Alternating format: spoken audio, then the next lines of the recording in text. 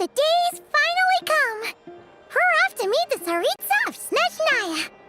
What is she planning? And why does she need the nosedies? Soon, we'll have our answers! Guess this'll be the end of your journey that your sister mentioned. What is she expecting you to find there? Snezhnaya still feels like a long way away. Hopefully, there'll be plenty of time to relax, eat some good food, and have fun before we arrive. But whenever Paimon gets thinking about how our destination is right around the corner, all these questions come flooding into Paimon's head. It makes her so nervous. Yeah. Anyway, enough about all that. We can't start the final leg of our journey with that kind of mindset. Just think. We've fought dragons and sea monsters, defeated creations of the gods, faced prophecies of doom and the threat of the abyss. Heck, we've even been to the moon! With all that experience under our belts, how could we be any more prepared? Sure thing! Now, stick close to Paimon, the best guide you could ever ask for, and let's charge straight for the finish line! Off we go! What about me? Do I get a call out? Whoa! Columbina? You kinda snuck up on us there.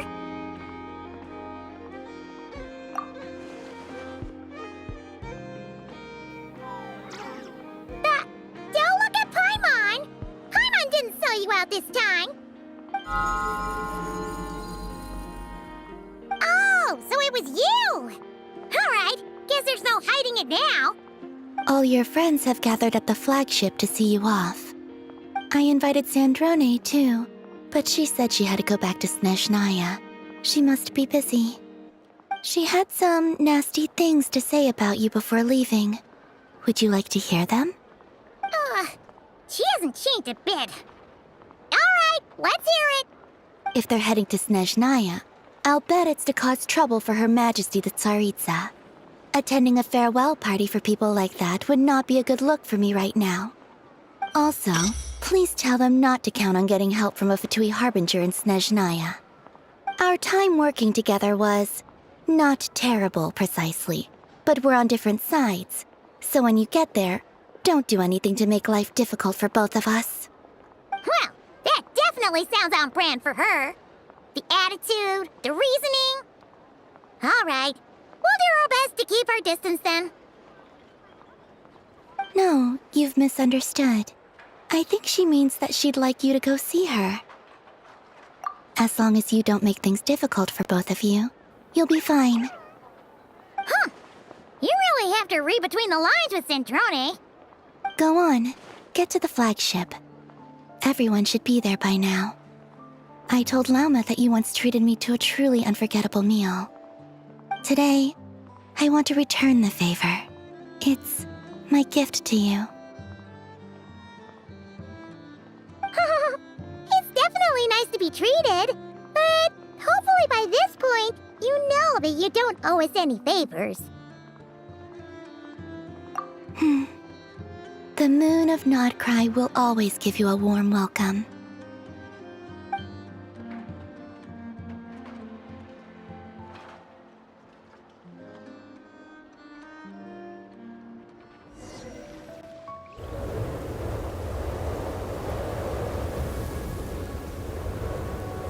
Wow! Pure white as far as the eye can see! It's so pretty! Come on, keep up!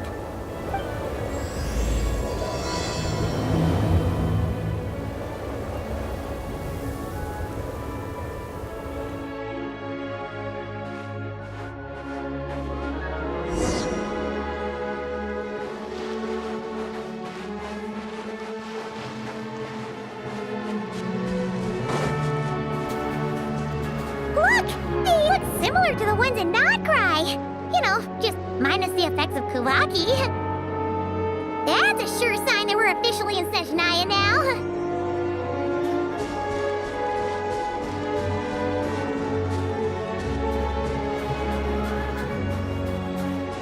There's gotta be a treasure chest around here somewhere. No adventure is complete without chest or two.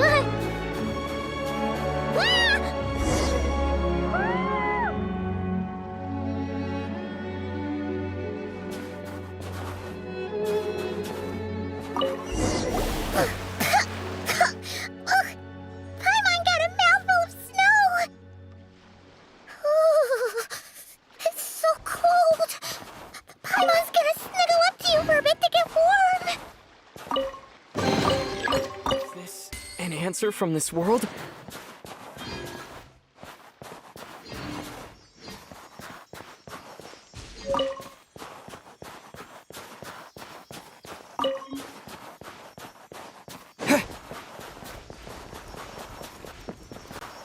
Hey, check it out! Those are bears, right? Oh, look how big and fluffy they are! So cute! Quick, take a picture before the moment passes. Right here. If we get any closer, we might scare them away. Let's see how your camera skills are these days. Oh, wait a sec. Paimon sees something! Come on, quick! It looks like a train carriage!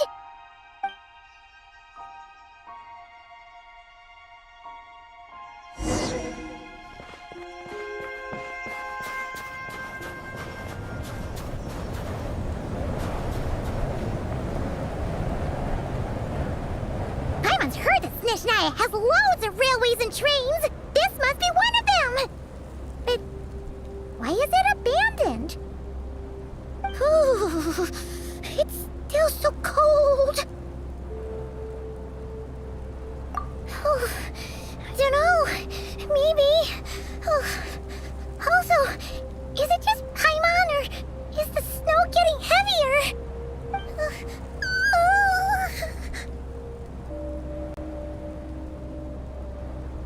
Yeah.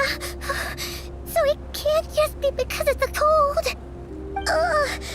It's hard to describe, but Paimon feels so weird.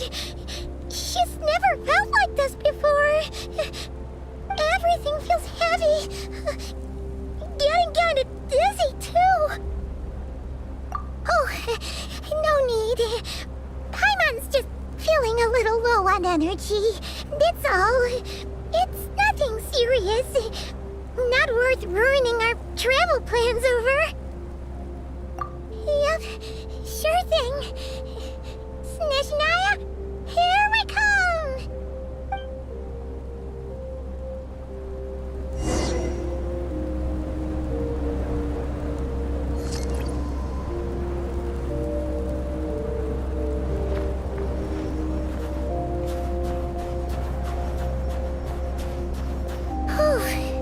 Seems like the snowstorm is getting worse by the minute. Paimon can barely fly.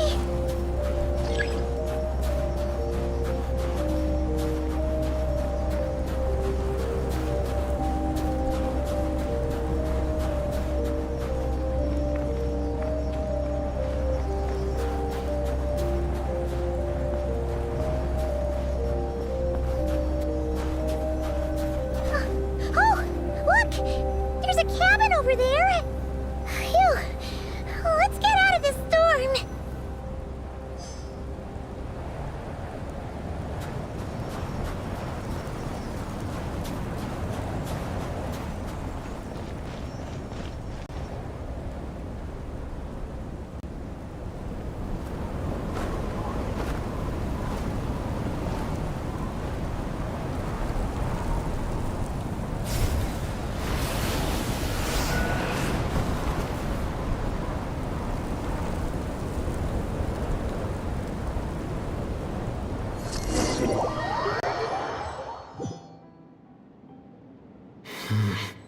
What is this place? Where's Paimon? I need to find her fast!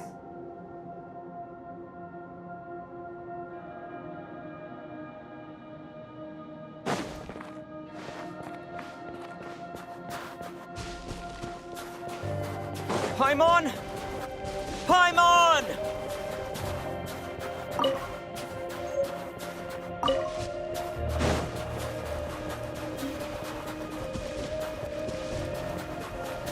That's strange.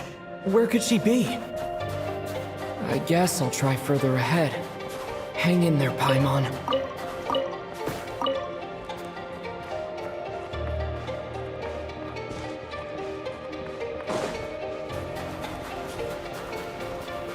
Is that a train carriage? Maybe I can get up from the inside.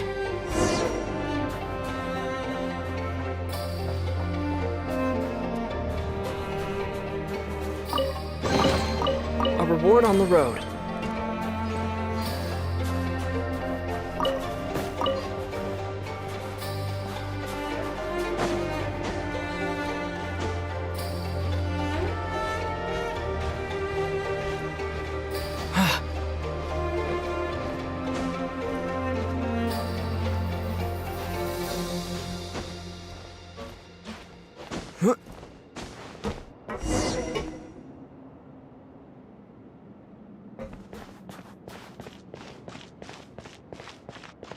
It says here, Kresnik's torch, civilian model.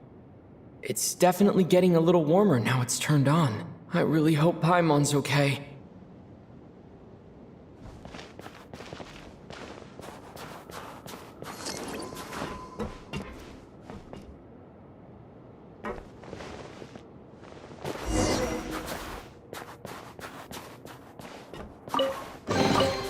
Is this an answer from this world?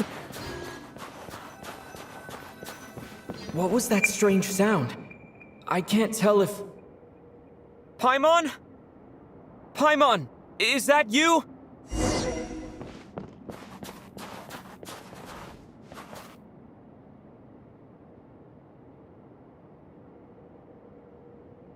Incoming entity detected. Authorization granted. Initiating original. Hello, Descender, who's reached the eve of tomorrow. Eye of Grey at your service. Time since last activation. Time measurement unavailable due to the influence of... Anyway, it must have been a very long time. I was born to fulfill a mission. To reach tomorrow. To this end, I must... Strange. What was it? Wait, my body? Huh? Why is my body like this? Apologies. After a long period of inactivity, it appears that a lot of data has been lost. Anyway, I was created so that humanity could reach tomorrow. But I am unable to load further details at this moment. Nevertheless, serving humanity remains my primary objective. I have detected a drop in your surface body temperature. You cannot remain active in this state for much longer. In accordance with my preset programming, upon reactivation, I must ask the one who awakened me the following question. Will you accept me, Transcender? I will assist you, protect you, and fulfill my mission until we reach tomorrow.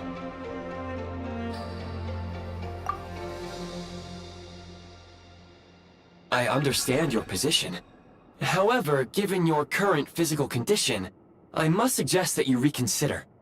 Before I was activated, you called out a name. Presumably that of your missing companion? If you agree to accept me, after helping you get out of here, I will search for said companion and pinpoint their location. To answer your question, yes.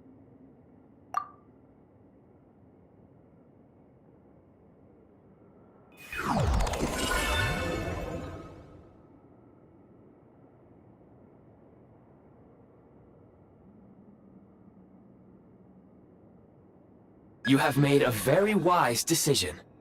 Now that we have reached an accord, you will be my new user. May I ask your name? Very well. I will remember this name until the mission is complete. I need to recover my body, retrieve the power to unlock tomorrow, and help the suffering masses to reach the far shores where the empty Ark floats. I can sense my power scattered across this ice-covered land. I even have a vague sense of where it might be found. But right now, that is not essential. The key right now is you. You must survive and reunite with your companion. You may now execute the command, Demolish. Use it to remove the Prime Ice blocking the path and obtain Prime Ice units.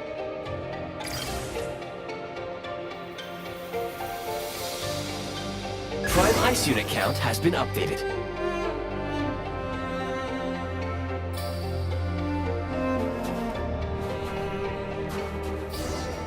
You may now execute the command, Build.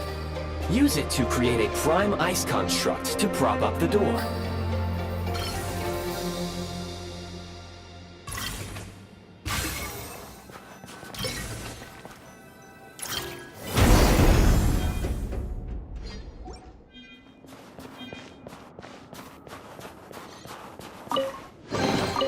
A reward on the road.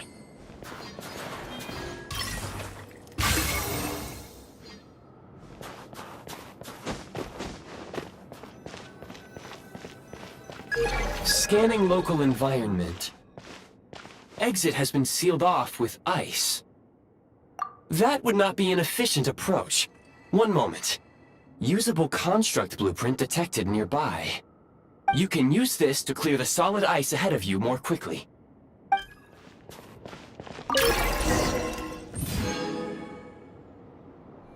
Construct blueprint added to records.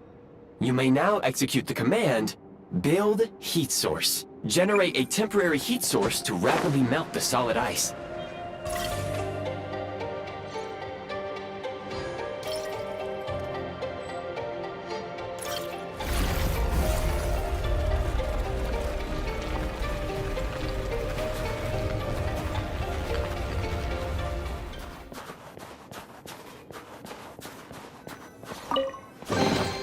A reward on the road.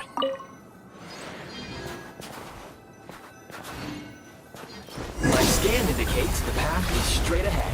I recommend we proceed.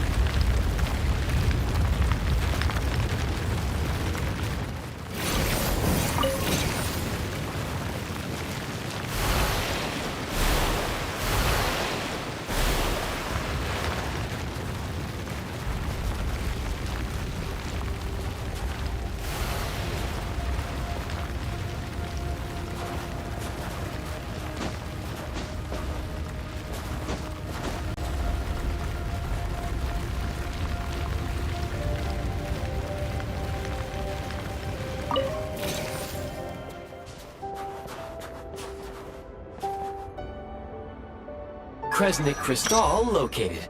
Please collect at your earliest convenience.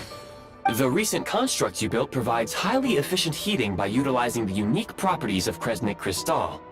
Unfortunately, Prime Ice constructs have a very short lifespan and cannot be stabilized during the development period. Hence, the authorization to use Kresnik Crystal was granted. That said, I have already forgotten what warmth feels like. Yes. Perhaps then, we can warm ourselves by the fireside together. But for now, all you need to remember is this. If you collect Kresnik Crystal, I can extract the energy within and use it to maintain your body's surface temperature. Low power. Please use Kresnik Crystal to replenish energy reserves.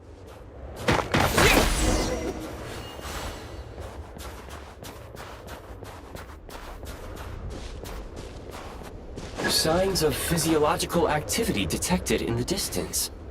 It is highly likely to be your travel companion, Paimon. Go. Go now. Be reunited and sing together. May all the people be united as one. May all of life rejoice in unison. Approaching the target location. Scanning for signs of life. Life forms detected. 2. Affirmative. However, that is not the reason for my confusion. According to my database, this location is a train station, meaning the number of life forms is unusually low. Real-time environmental data suggests that the train station may no longer be in use. But whatever the situation, please exercise caution.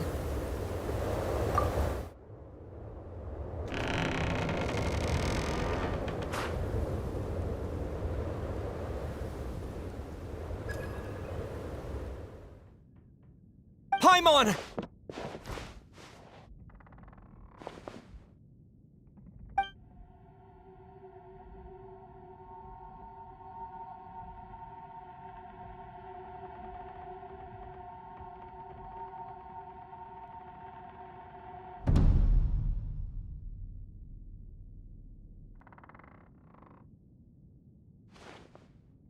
Who are you? Don't worry. She's only sleeping. You must be the Traveler. She called your name repeatedly while attempting to battle her way through the blizzard. Newcomers to Snezhnaya struggle to adapt to the sheer cold at the best of times. Lately, even the locals are suffering, with a powerful monster having summoned a bitter snowstorm.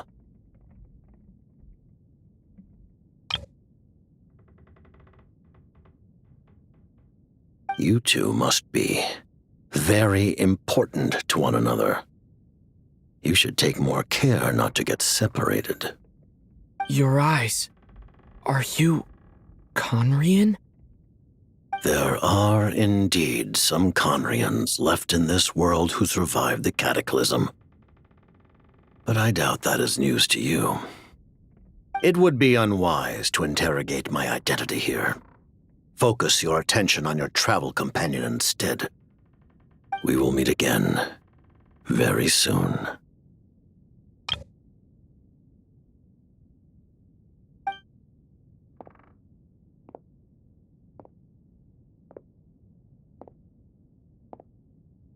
The unidentified subject has now left the area. He appears to be an individual of great significance, but my search has yielded no relevant data. I will try searching the database again.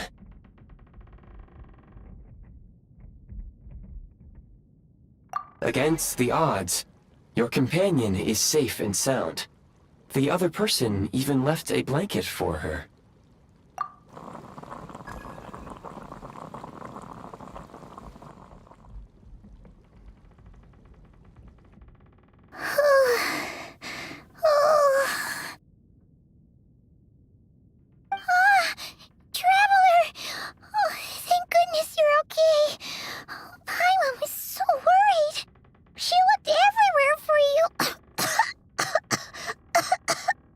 It's okay. Take it easy. Are you feeling alright? Pretty much the same as when we first got to Snezhnaya. Paimon must have caught a cold. She was feeling so faint. She just couldn't keep going any longer. So she had to lie down and sleep it off. Wait, where did the jester go? Yep, the director of the Fatui. The Jester Piero. So, you met him? The Jester must know everything about the Tsaritsa's plans. But there's no way he'd tell me just like that. We might well have ended up clashing. Well, he was right about one thing. Right now, the most important thing for me is to take care of Paimon while she's unwell. He had no intention of explaining his motives, and he left in something of a hurry. Hey! What the... Who is that? It looks like... half a pair of goggles. How amazing! A self-aware, talking pair of goggles! Snezhnaya was once the land of the Fae. There are many ancient creations here that I'm sure would broaden your mind further still. Mind you, my database is also expanding as we speak. You must be a rare creature yourself. Oh, wow! Well, thank you so much. You've earned yourself some of Paimon's favorite candy. Oh, but by the looks of it, you probably can't eat that, can you? Goodwill detected. Instead of candy, perhaps I can suggest my preferred strategy.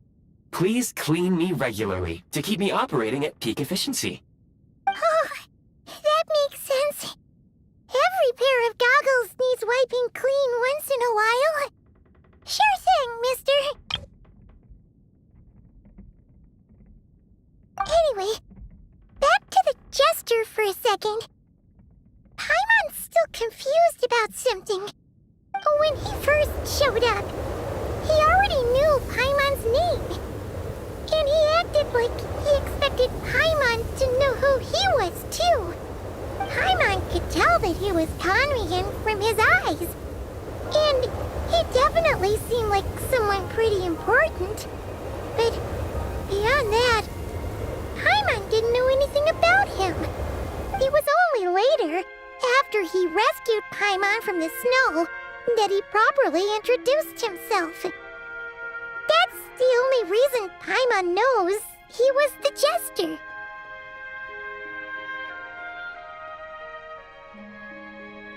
Oh, seems unlikely.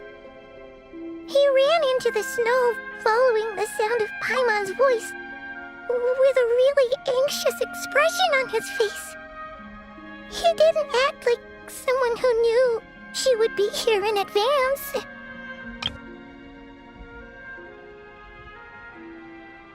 And after bringing Paimon here, he just stared out at the snow.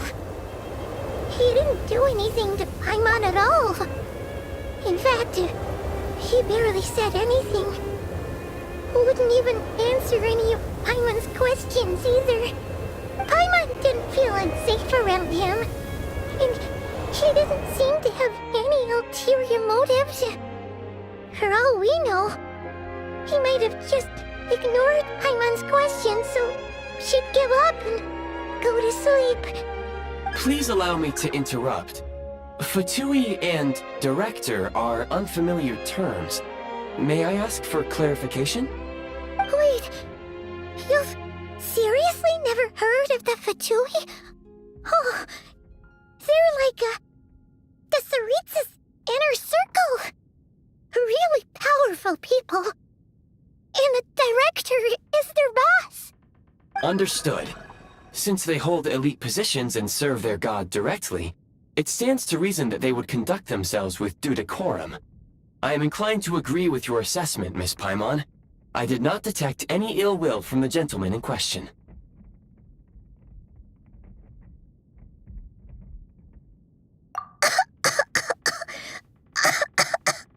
Sorry, I shouldn't have encouraged you to talk so much. Paimon, new plan. Let's get out of Snezhnaya for now. We can come back after the weather clears up and you're all better. The Jester mentioned that the snowstorm, being the work of a monster, is worse than most. Even if we made it to Snezhnagrad, we'd still have to wait out the storm before we could do any exploring. Oh, well, it's really nice of you to look out for Paimon, but she doesn't want to hold you back.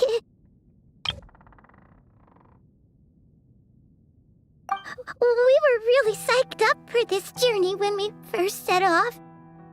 Just think of all the burning questions we have. If we turn back now, who knows how long it'll take before we finally get answers. Further information is required regarding the monster situation. But objectively speaking, there is another, more pressing issue at hand. At this point, we have traveled a significant distance into the blizzard. Were we to turn back now, the road would be extremely treacherous, especially since we would need to travel on foot. If, however, we continue onward, there may be a better solution. Do you remember what I said as we neared this location? I told you that this is a train station. While it has evidently fallen into disuse for unknown reasons, the tracks remain intact. We can break through the blizzard and forge ahead by driving a train. That is the Snezhnayan way. There is a small town up ahead, which would be the perfect place for Miss Paimon to rest and recover. Paimon thinks Goggles here makes a great point. Let's do that! Oh, Oh, come on. Don't worry. Think of all the traveling we've done so far. When has Paimon ever gotten sick before? Practically never. 'Cause she's in great shape. Sure, she's a little tired right now, but it's sure to clear up on its own. Affirmative. Should you ever need my assistance during your future adventures, please call for the Eye of Grey whenever you wish. Otherwise, I will remain silent to avoid causing any unnecessary distraction. Now, please follow me to the train tracks.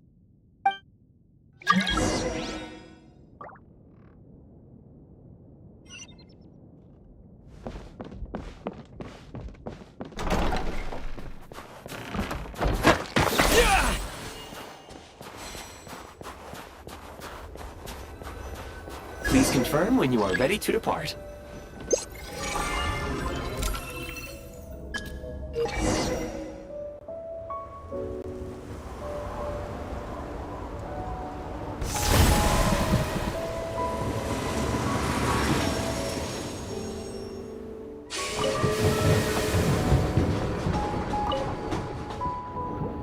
Heading north from here, we will soon arrive at... Wait, there's an error message. Could not detect clear tracks. What exactly does clear mean? Brace for impact, friends! Preparing to enter impromptu flight mode.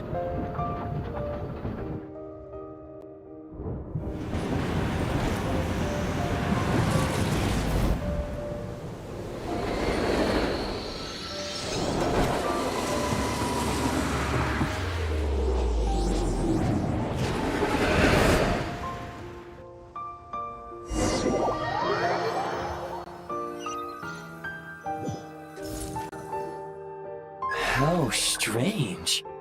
Not only was the station's status different from my records, but even the railroads and the terrain itself have changed substantially. Yeah. Thanks to your quick reflexes. My sincere apologies for putting you in danger. I'm afraid I'm as confused by all this as you are. Agreed. This is likely a consequence of outdated railroad data. The discrepancies between the old data and present reality are far greater than I anticipated. Fortunately, our crash landing has at least brought us much closer to the town. According to the data, anyway. Your data had better be right this time. I can assure you, it certainly is. Please look this way, and you will see a Kresnik's torch. It seems our ill-fated train ride was a blessing in disguise. We have taken the shortest possible route. Rest assured that I will take user preferences into account next time I plan a route. Next time, I will get it right.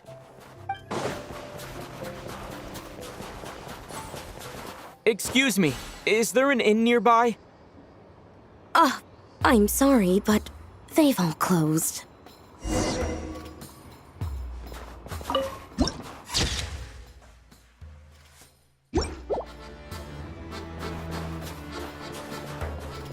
Sorry to interrupt. We're looking for a place to stay. I can't even afford to warm my own house, let alone run a business. Excuse us. Is there anywhere we can stay around these parts? I'm afraid not. You'll have to try your luck somewhere else. All we can do is wait for the next shipment of Kresnik Crystal to get here.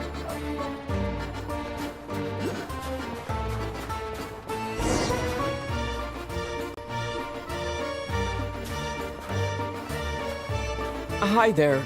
Do you know if there are any inns still taking guests in this town? Doubt it. They're probably all closed. No one has enough Kresnik Crystal to heat their own homes, let alone a business. Oh, what a bummer. I clocked you a while back. You adventurers or something? We don't get many tourists in inland Snezhnaya these days. Why is that? Because of the snowstorm? In part. But the bigger reason's Project Stuzha.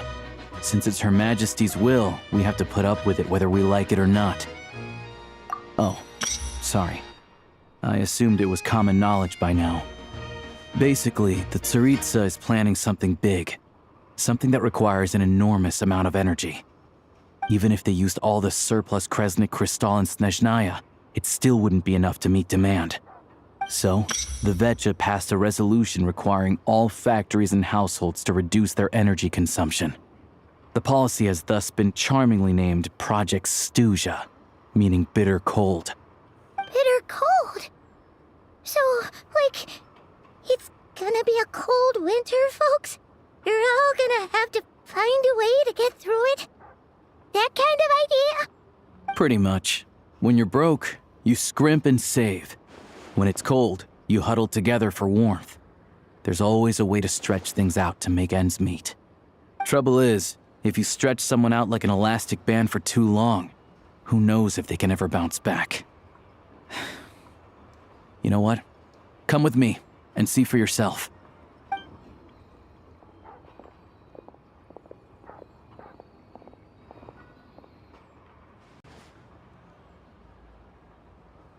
Can you please explain to me why the price of Kresnik Crystal has gone up by 1/3 again? Even as our purchase quota has gone down. You only come here twice a month. This won't even last us a week. The supply and pricing of Kresnik Crystal are based on current production volumes and price data. We Fatui are only responsible for delivery and security. I'm not in a position to explain to you how the figures are calculated, but I assure you, they are as fair and reasonable as possible. Oh, so our lives mean nothing to you? How can you expect anyone to survive a single night in this weather without heating?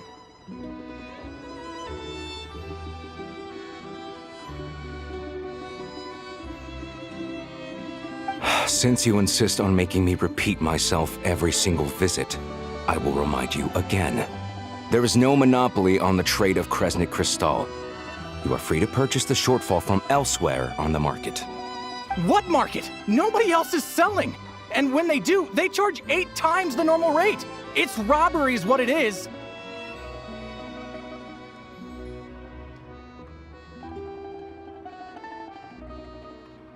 Which is why the Snezhnaya Vetche passed a resolution to support border communities, without which you wouldn't even be able to buy crystal from us to begin with.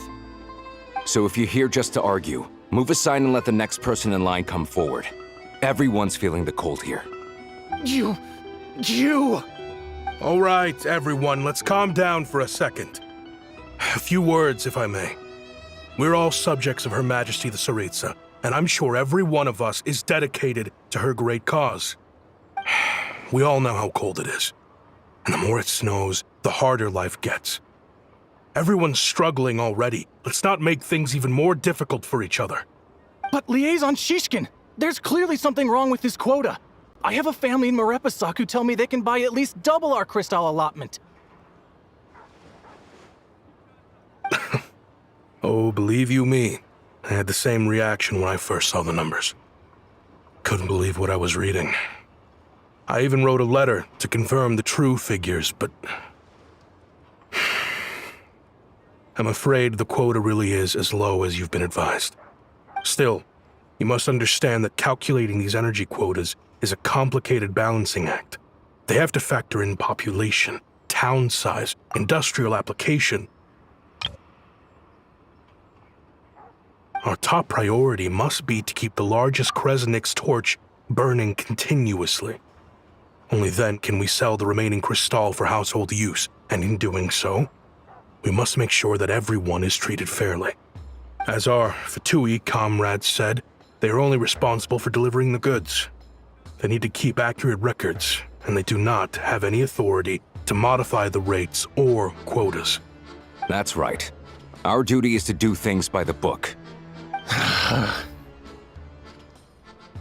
Tell you what, listen.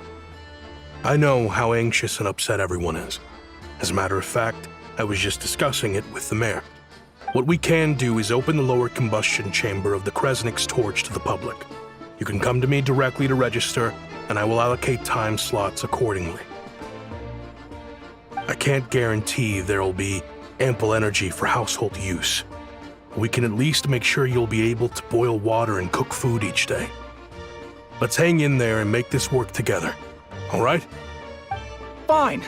I don't see any alternative. So, this is Project Stuzha in action, huh? Oh, no wonder nothing's open for business. People are barely getting by. You were looking for an inn, right? For your, Fae friend? Oh, Paimon's not a fae. Just Paimon. She must have caught a cold or something. We only just got to Snezhnaya, and we're still getting used to the climate. I have a small place in Stratomaros. I don't stay there very often, though, so it's pretty basic. But if you're not picky, you're welcome to rest there for now. It's not much, but I've got blankets and a warm fire. Are you sure? Oh, that's really kind of you. All right, then. This way. Hello, I'm Alosha. I'm a hunter. Though, if you've talked to any highwaymen, you might have heard a different side to my story. But anyway, let's keep that between us for now.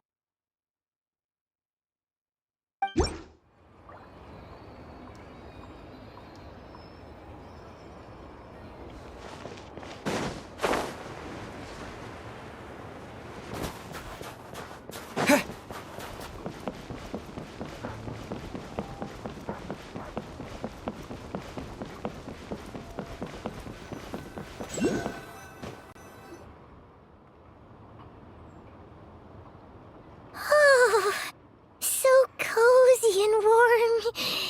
Paimon's getting nice and toasty. Oh, wait. Paimon only introduced herself so far, didn't she? This is Paimon's best friend, the Traveler. Good to meet you. I'm Alosha. Most travelers find the Snezhnayan climate to be a shock to the system at first. But as long as you keep yourself warm, you should be fine. Still, you should keep an eye on your condition.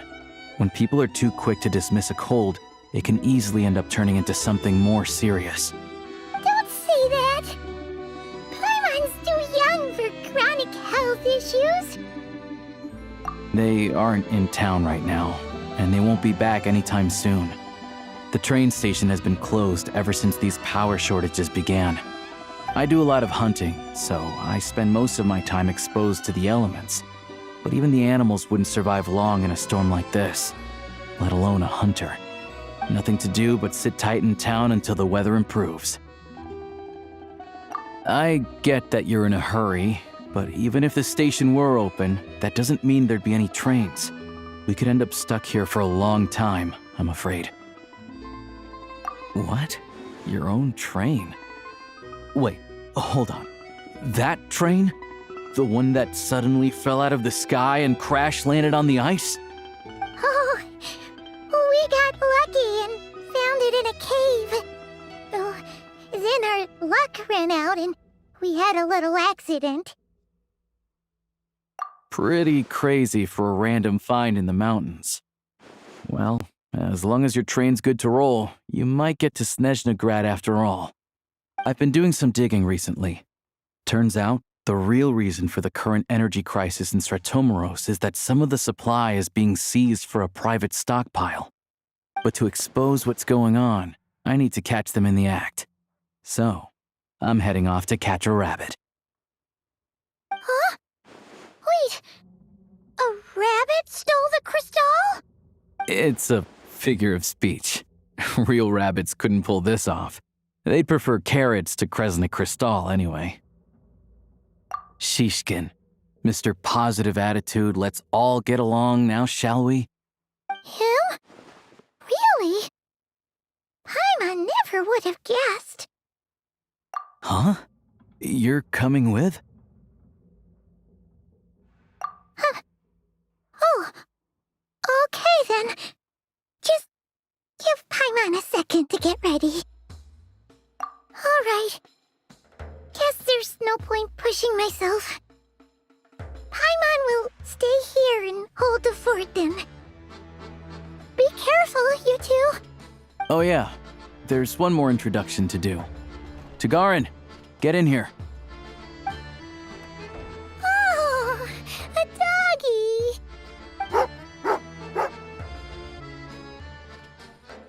Oh, angry doggy. Oh, Tagarin doesn't like being petted then. He likes to think he's above that kind of thing. He's my hunting partner, so he'll be joining us when we head out. Carrots aside, we'll need to stay completely undetected. We can't risk spooking our rabbit, but there's no telling which burrow he'll scurry back into. First, we need to find a way into the train station and see if we can find any real freight data. Shishkin's figures can't be trusted. Then, we get Tugarin to catch a scent and find out which way the crystal went. What are you eating? Oh, check it out! When you're all out of carrots, try turkey!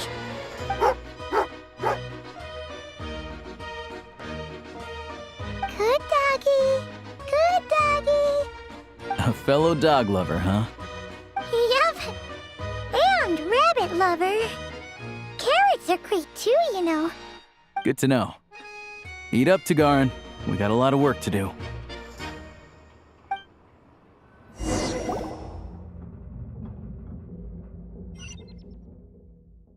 Paimon's just gonna stay here and get some good rest. You guys, be careful out there.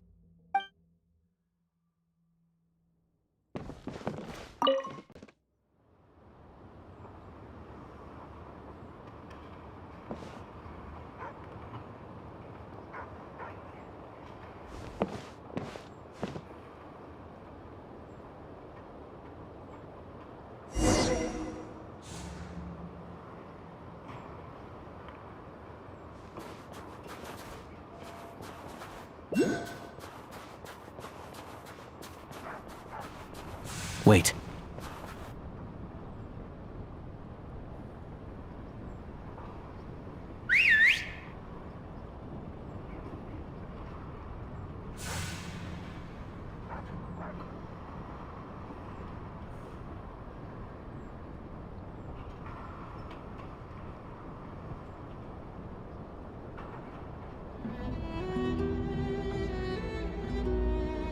Nice work, Tagarin. Come on, we'll go around.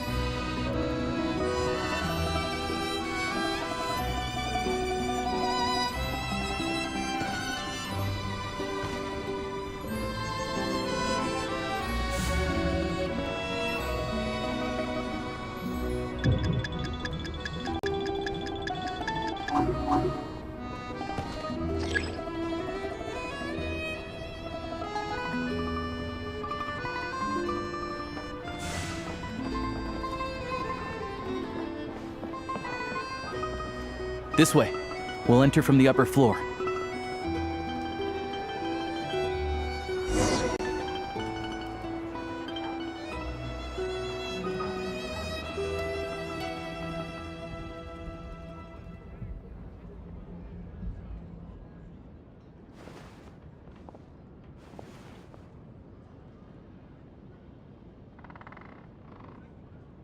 There we go.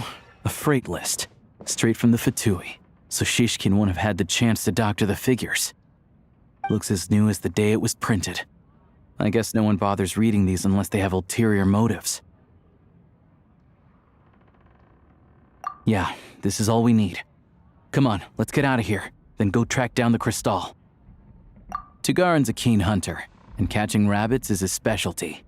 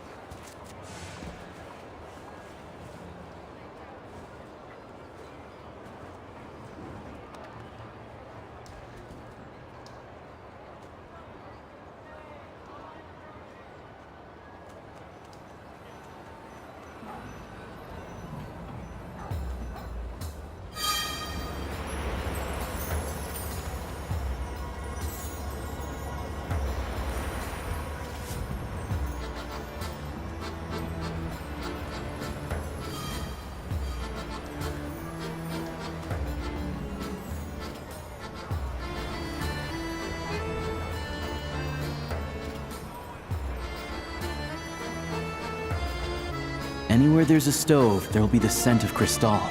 That's normal.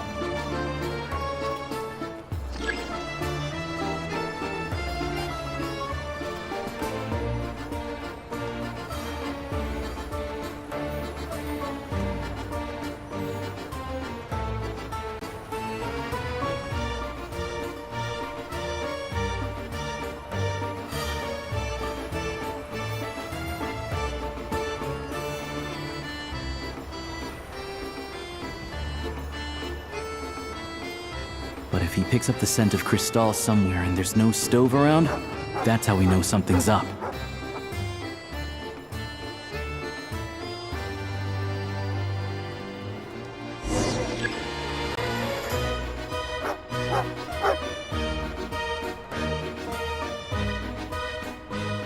This must be the rabbit's warren. Good job, boy. Sure enough, there's a tunnel. You stay here and keep watch. I'm gonna take a look inside.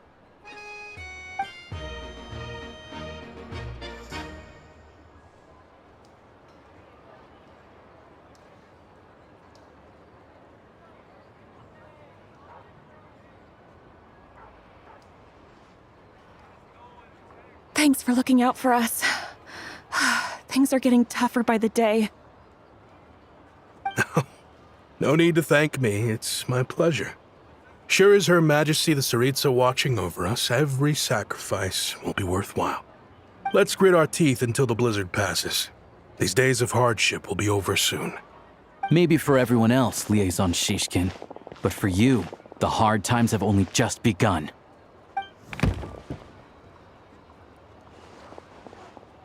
Huh? Who are you?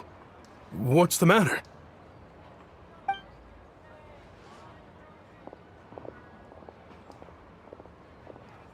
I just had a question for you. Why, when times are as tough as this, would someone hoard more Kresnik Crystal than they could ever use? All the crates here are from the most recent shipment, but they weren't brought here for sale. Instead, they were secretly stashed away. Would you be able to shed any light on the situation, Mr. Shishkin? Me? Why, I have no idea. But look at how much there is. It's quite a godsend. Now there will be plenty to go around. This godsend was found in a cellar adjacent to your residence following a tip from Mr. Alosha. And this is only a fraction of what we found down there. We're still taking a full inventory. The official figures will be finalized shortly. I've always been grateful for your efforts to mediate between us and the townspeople of Sretomaros. But now, Mr. Shishkin, it appears you were the source of the conflict all along. How could you do this to us? We trusted you to have our backs. You've been lying to us this whole time? Hey, I owe you all an apology. I'm sorry. I'm so very sorry. This isn't who I am. Please believe me, this was a one-time mistake that I will never repeat. We all know how difficult life has been since Project Stuzha came into force. Energy is an increasingly scarce resource. People everywhere are getting desperate. But some places have been hit harder than others. I grew up in Alatir, a small village with no train station. Deliveries of Kresnik Crystal have ceased there entirely. If nothing is done, they're all going to freeze to death. You know as well as I do how downright impossible it is to buy Crystal these days. The thought of my poor mother and father, with no one to help them, I felt so afraid. I watched as energy grew scarcer by the week, all the while knowing that their lives were at risk. Then one day, I looked at the Crystal shipment in front of me, and a terrible, selfish thought entered my mind. Looks like I'm just not cut out to be a criminal. I'm so sorry. Once the Fatui have finished their count, you'll see that the numbers match their waybill.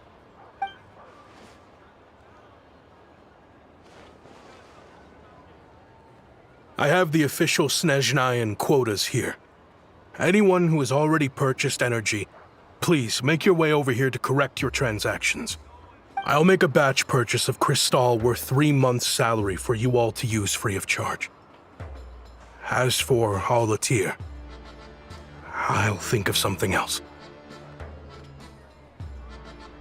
You don't have to go that far. Yeah, owning up to your mistake is enough for me. You've done plenty of good for the community in the past. I'm not looking for a handout. Drop the act. You claim this was a one-time mistake, but the real reason there's only 1 shipment's worth of stolen crystal in your basement is that you have an accomplice. Reporting in, sir. We've conducted a full search of the mayor's house. As expected, we found many crates full of crystal, half of which were still in their original shipping containers. This wasn't your first time at all. You've been colluding with the mayor of Stratomeros for a long time now. The train station's currently out of service, but it does open for a short window every time there's an energy delivery. And every time a train pulls in, you're there on site to take inventory and oversee the workers unloading the cargo. The mayor handpicks said workers. Per his instructions, they transport the crystal by tunnel at night to the mayor's house, and he sells it out of town. But since he can't get the goods out of town by train, he had to arrange an alternative method of transportation. This meant slower sales, which gave me plenty of opportunity to catch him in the act. Wait, the mayor's involved in this too? Preposterous. What proof do you have of any of this?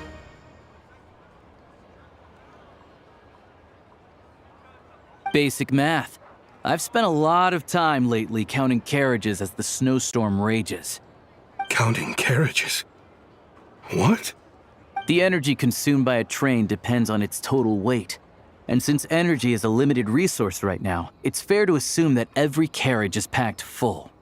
So, if we take the energy required for the Kresnik's torch, add the sales figures you provided, then compare that figure to the train's theoretical cargo capacity, guess what? The numbers never match. It's always off by 1 or 2 carriages worth. This time, you set a new record. 3 carriages missing. You mean to tell me that you sat around outside, counting carriages, in this weather? I'm a hunter. I have 2 options. Hunt or starve. Well, I've heard enough. The evidence speaks for itself. Take Shishkin and the mayor into custody and escort them back to Snezhnagrad.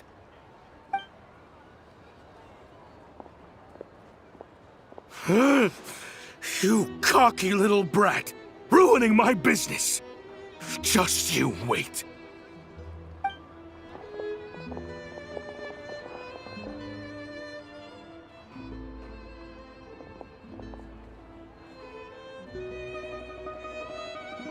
Yeah, something felt off, so I just followed my gut.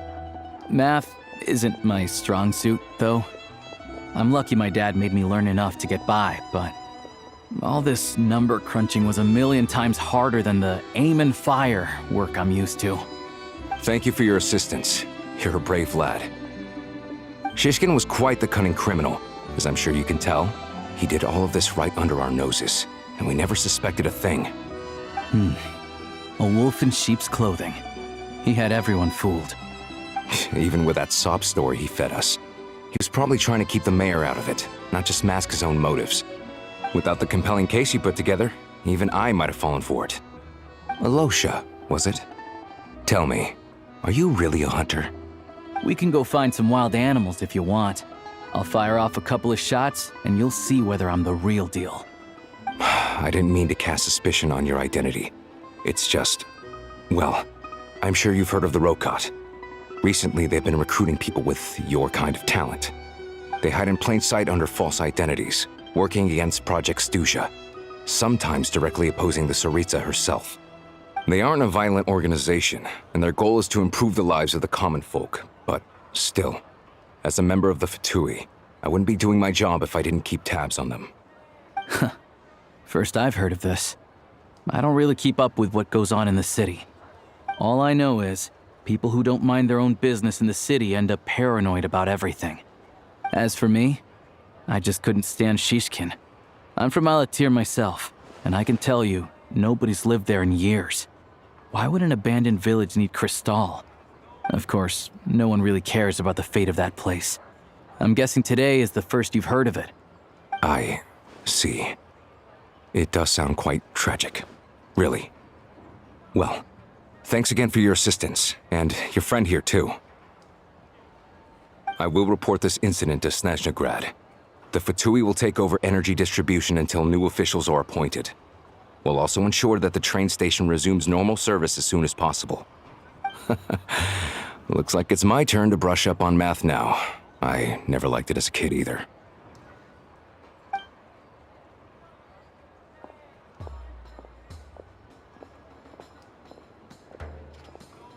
Don't mention it. Isn't the soldier overseeing the delivery supposed to verify the quantity of the goods? Was he just careless? Or was he being paid off too? Who knows? Excuse me. I'll take a share of Kresnik Crystal too. Thanks. I need to take a detour before we head back. There's someone I have to deliver this crystal to.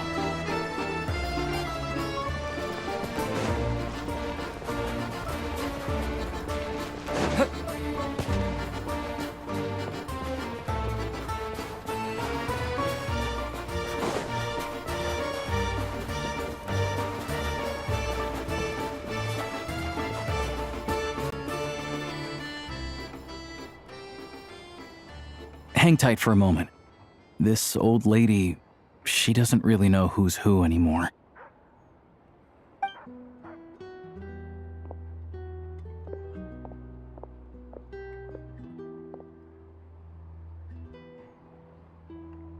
Oh, grandson. It's so cold today. You must be freezing. Ma'am, it's me, Alosha. Alosha? Alosha who? You know me. I came by earlier today.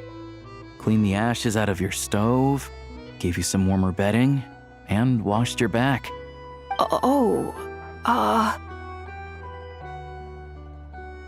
I'm sorry, I don't remember. Now, how often do I get to see my grandson? Come on, take a seat and relax while I fix you something to eat. It's okay. You just rest. I'm fine. Oh, you. It's nice to come and visit your old granny once in a while, isn't it? Sretomaros, a good town. All sorts of things to do and people to meet. And the local officials are good to us. Sit down, come on, take a seat. I still have some fruit left. Let me get it for you. Please, don't get up on my account. You need to rest. Where's the fruit? Right under the basket by the door. Or maybe it was on the bedside cabinet.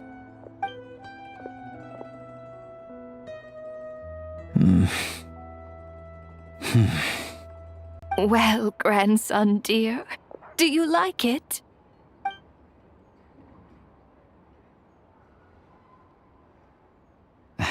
Very much, ma'am. It's delicious. Good, good. Wonderful. You don't need to save any more for me next time, all right? Fresh fruit is hard to come by at the moment. You should eat it as soon as you get it. Oh, I don't need it. I'm fine. But if you like it, come back for some more soon.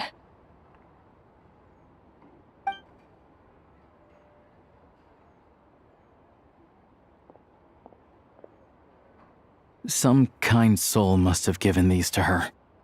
But she always saves the nicer things for special occasions. I met her at the market back before her health began declining. She was a lovely old lady. We're from the same hometown. Not many people have heard of Alatir. And if they have, it's usually for all the wrong reasons. There's a gang of highwaymen that came from there. Now that it's an abandoned village, it's rare to find anyone who shares fond memories of our hometown. So after we got talking and realized we were from the same place, we decided to keep in touch by letter. I first learned of Stratomoros's energy supply problems from a passing comment in one of her letters. Then, after her health went downhill, I started visiting more often to check in on her. The town's been in decline for a while now, but because of her memory problems, she thinks of it as the bustling, prosperous Stratomoros still in its heyday. That said, I kinda appreciate her optimism. There's not much of it going around in this world of ice and snow. It's fine. Everyone grows old. In Snezhnaya, some people believe that in your final moments, you'll sense a familiar presence by your side. You turn to look at them, but their face is blurry. So you focus hard, trying to make out who it is. And when you finally see their face, the Grim Reaper reaches out and takes your life. She still calls me grandson, though. So at least I'm not a blurry face in her world just yet. Come on, let's get back and see how Paimon's doing.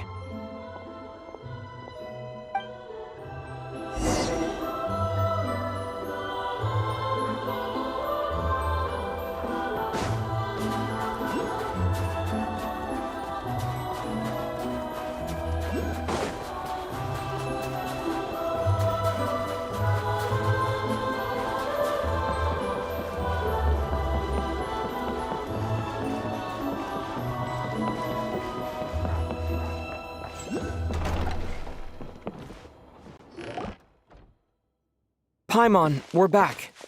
Are you feeling any better? Yep. Paimon's not cold anymore, but she's still a little dizzy. Flying probably isn't a good idea right now. Paimon might lose her balance. But Paimon's sure she'll be fine. It's probably just from getting hit on the head by that pile of snow when we first arrived in Snezhnaya. Her complexion's looking much better. Let's keep an eye on her. Sure, but enough about that. How did everything go on your end? Are you all set? Did you have any trouble? I'll explain. It's a bit of a long story.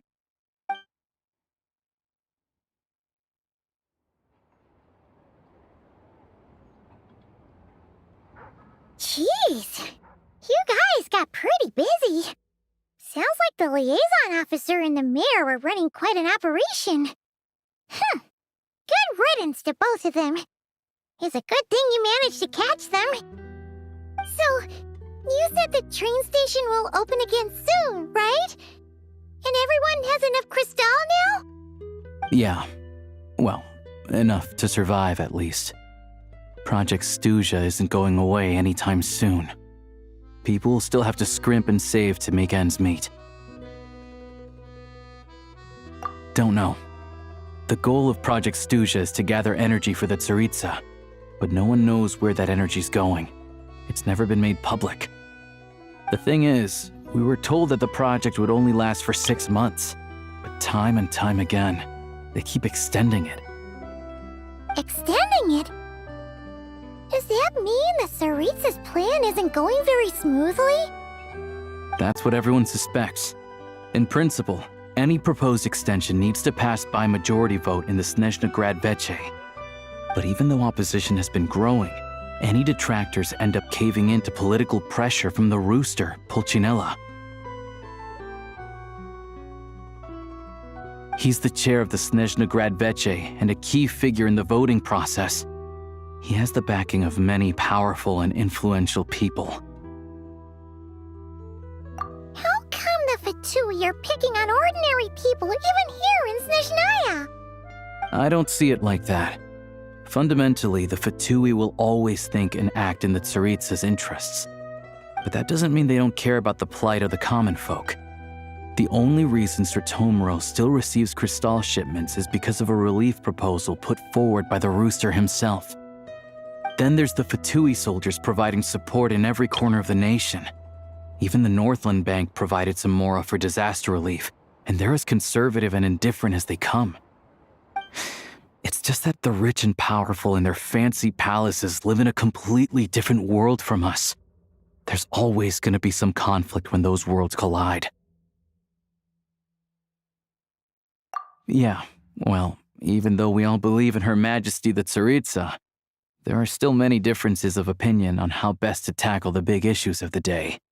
Regular folk don't have an easy way of getting their voices heard in Snezhnagrad, while the rich and powerful are either unwilling or afraid to speak out for all sorts of complicated reasons.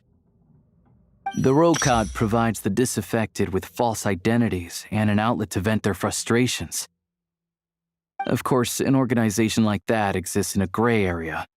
The moment the Veche think they've crossed a line, there's sure to be a crackdown. But so far, they've been doing their best to help the common folk. Like us, don't you mean?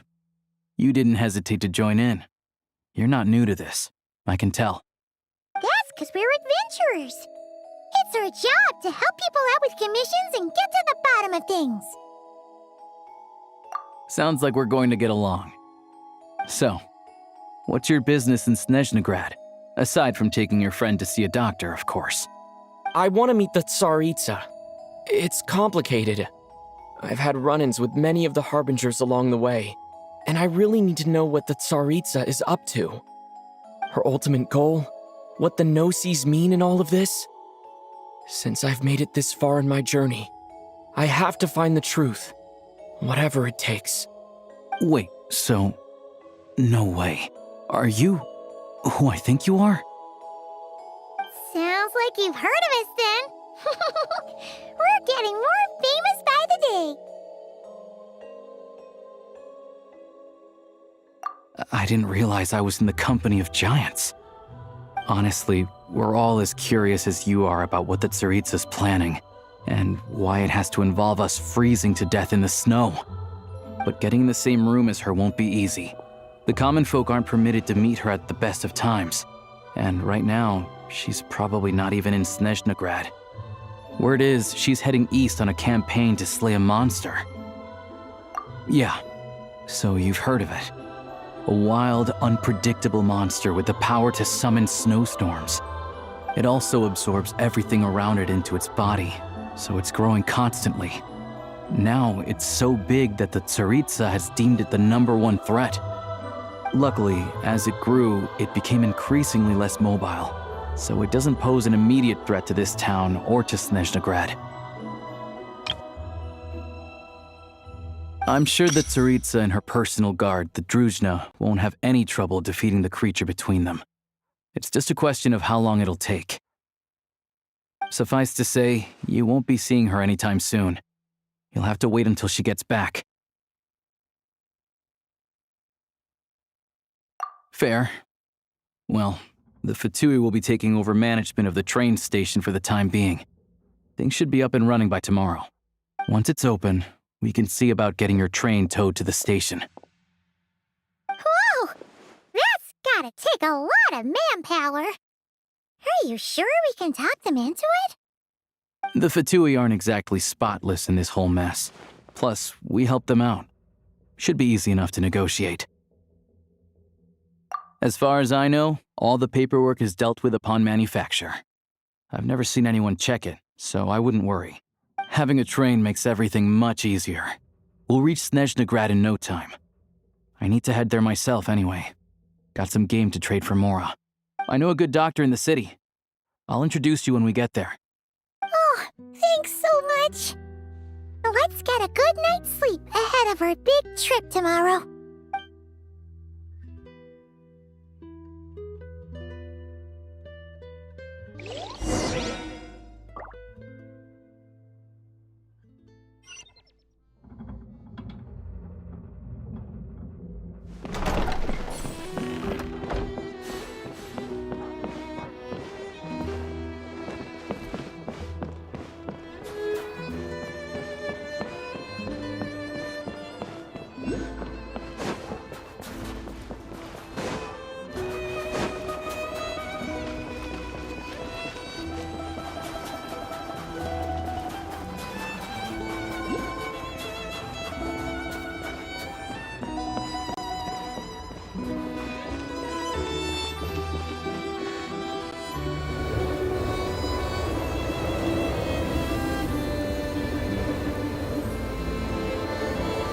Drive carefully, all right?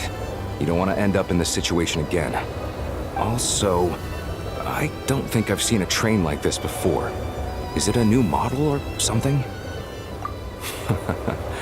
Not a fan of small talk, are you? Anyway, take this.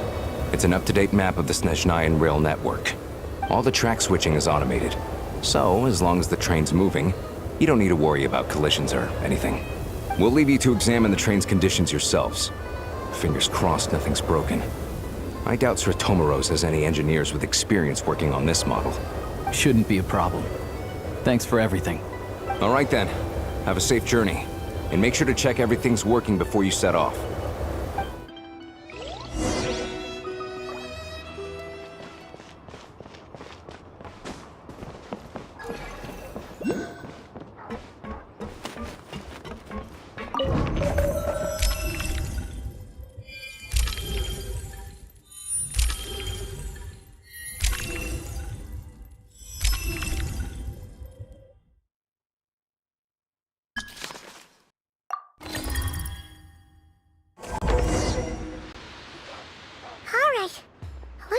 Destination settings have been applied.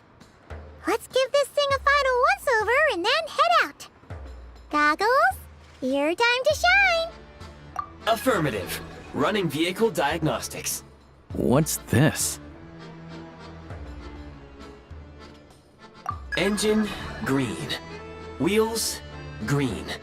Frame, minor damage, but no impact on function.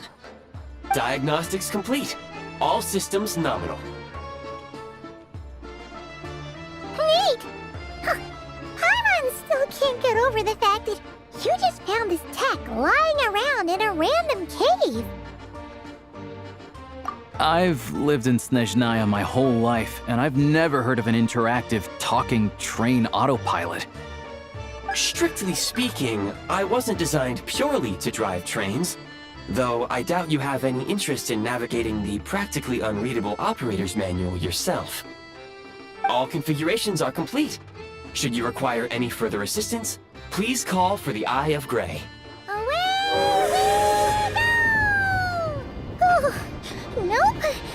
Paimon's gonna find a warmer seat.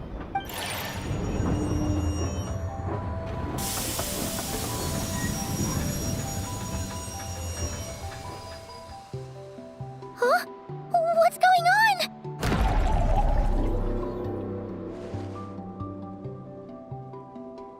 Oh no.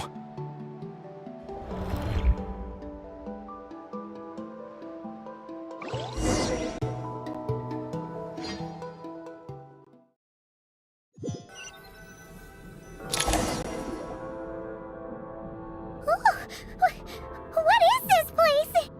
Traveler, are you okay?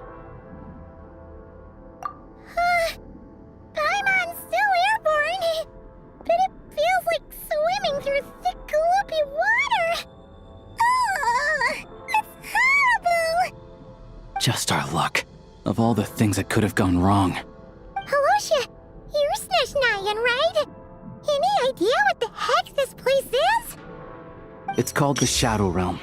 A place where no wind blows, no light shines, and no elemental energy flows. Even time itself doesn't exist here. It's a world where everything seems to come to a standstill. I've only seen it a few times before, and this is my first time inside. It's a dangerous place. Most people who get sucked into the Shadow Realm are never seen again. And the few who do make it back, they're never quite the same. Huh? Then what the heck do we do now? Oh, maybe Goggles knows something. Goggles? Great! Now we're done for! Hold it together. Let's not get ahead of ourselves. I heard a story once about the world of shadows. If it's true, there's a way to escape. We just need to find the exit. Come on, let's explore.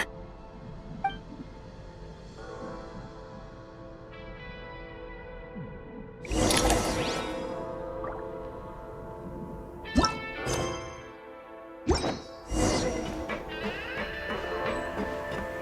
at these Fatui! It's like they've lost their minds! Their shadows have been devoured. They're no longer amongst the living.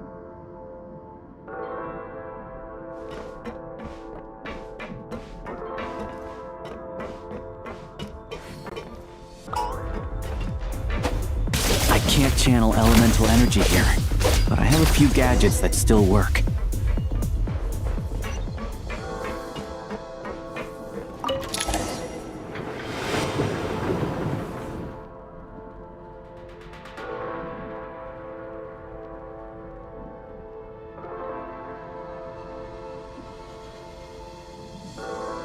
Wait! What's that blue thing? Is that... goggles? Guess we'd better find a way over.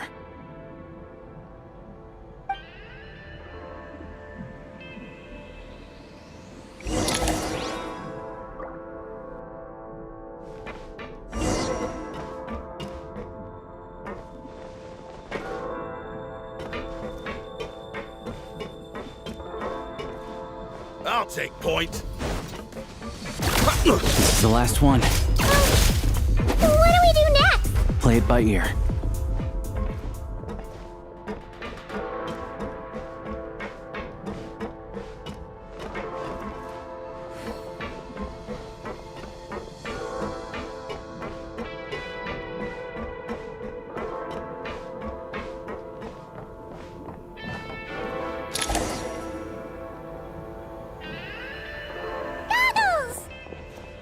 Hello.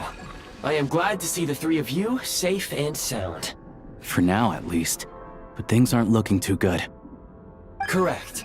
We are now inside what is known as the Shadow Realm, the darkest space in the shell, where even the Most High is loath to cast its gaze. Time and space hold no meaning here.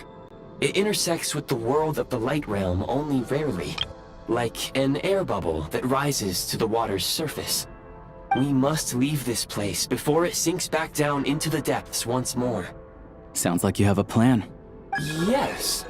In fact, the very purpose of my creation was likely to...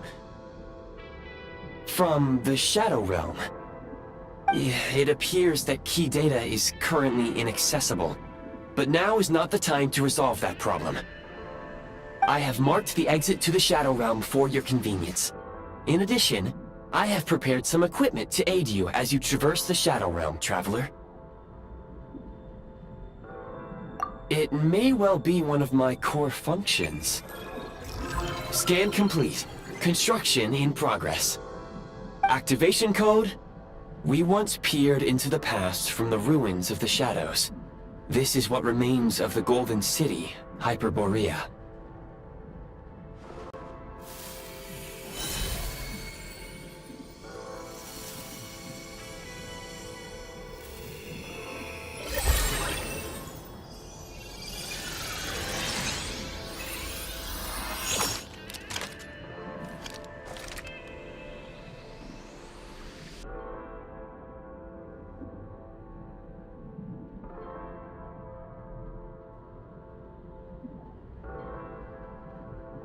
Whoa! Now go. Arm yourselves with weapons of the spirit. Bring down the walls of the stronghold, and extinguish the flaming arrows of the wicked. Is this a gun? In the Shadow Realm, where humans cannot channel the elements, there once was one who, after much research and many attempts, found this to be the most effective means of attack. Let's go. We don't have much time.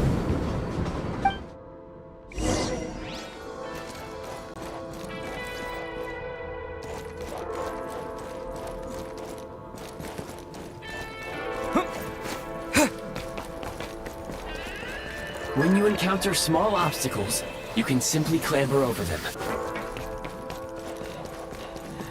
You can slide to navigate through low, narrow tunnels.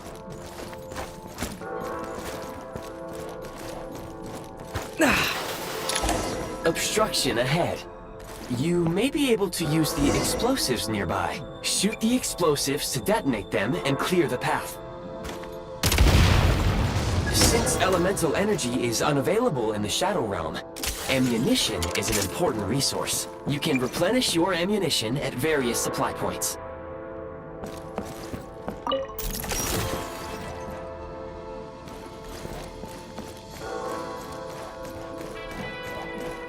For long-range targets, Try using the scope to line up your shot.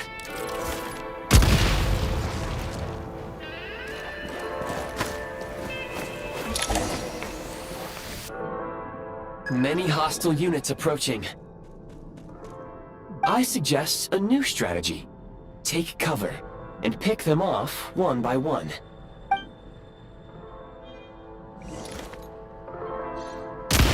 It's over.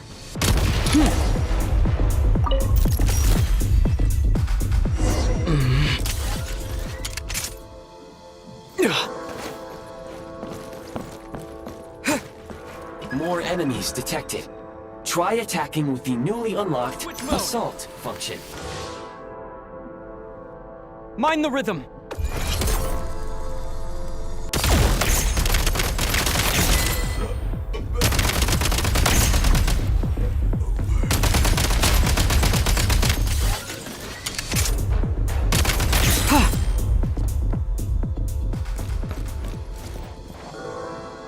Back in business.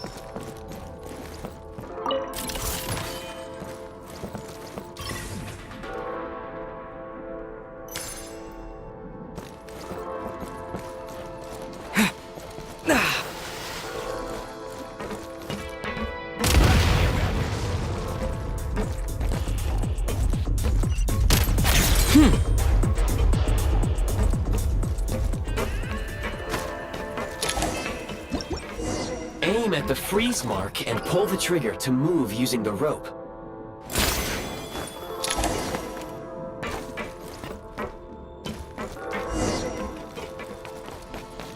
State number 2. Charge! The advantage! Taking cover.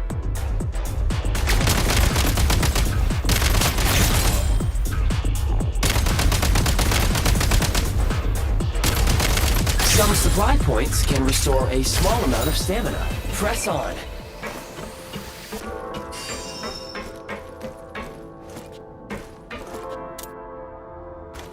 Mind the rhythm!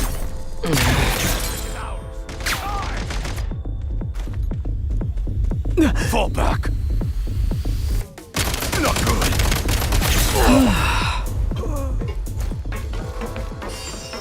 Need a refill!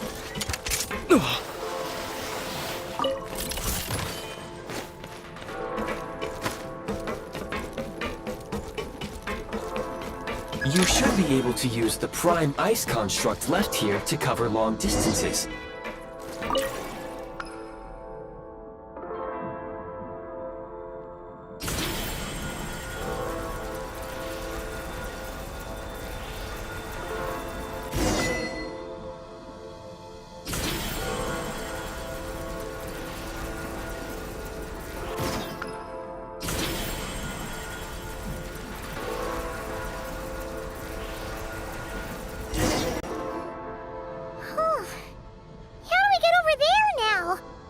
I recommend using this grappling gun. Such devices were originally used to secure structures in the Shadow Realm. If you detach the connected hook, the grappling gun will automatically fire a rope to another nearby hook. Okay. So, we just removed this hook, right?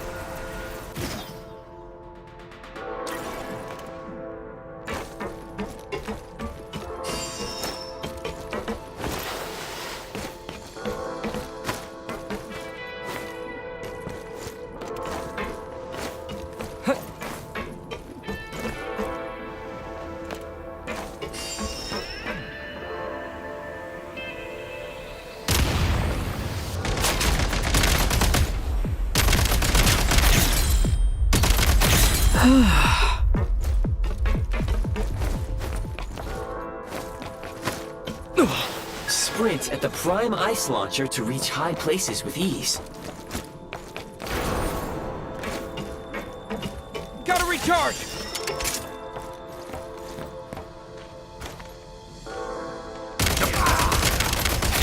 Where's the back? It's over. Usable munitions detected. Frag crystal. State number 2.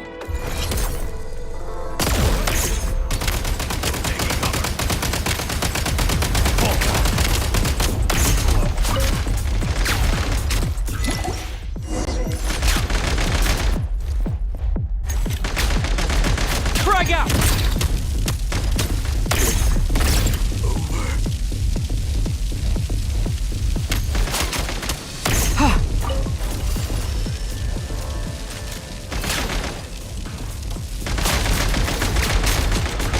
Demolition time!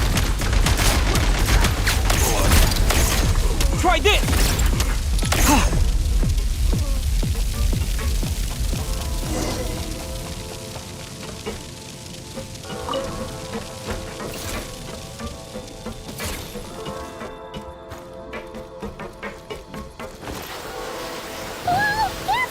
Shift your center of gravity and slide down.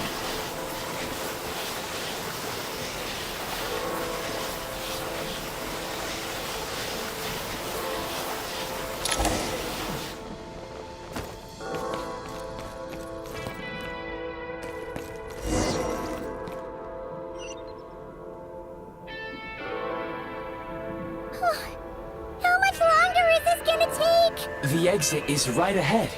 We are very close now. However... It's like they're trying to keep us trapped here.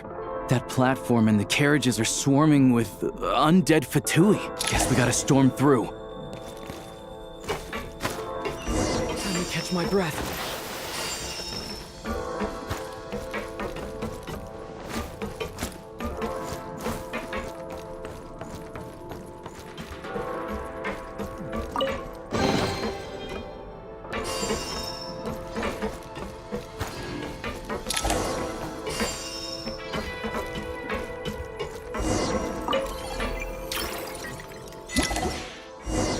You may find switching to assault mode makes your attacks more effective.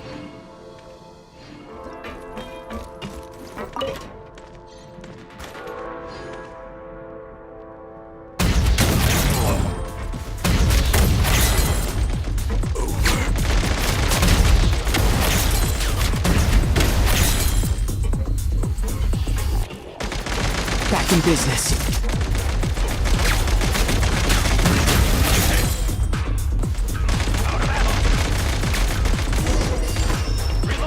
Cover me! Reloading!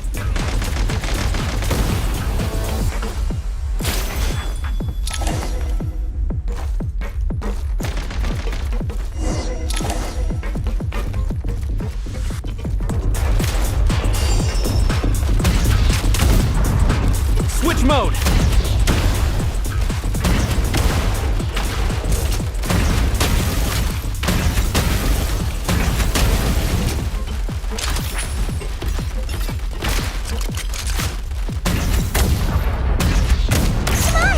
We're almost there!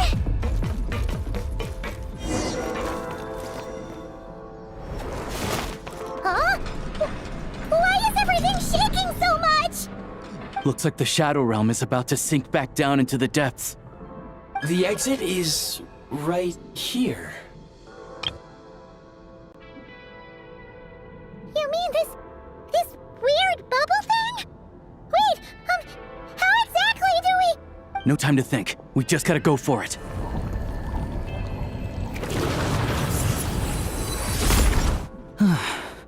Looks like I was right.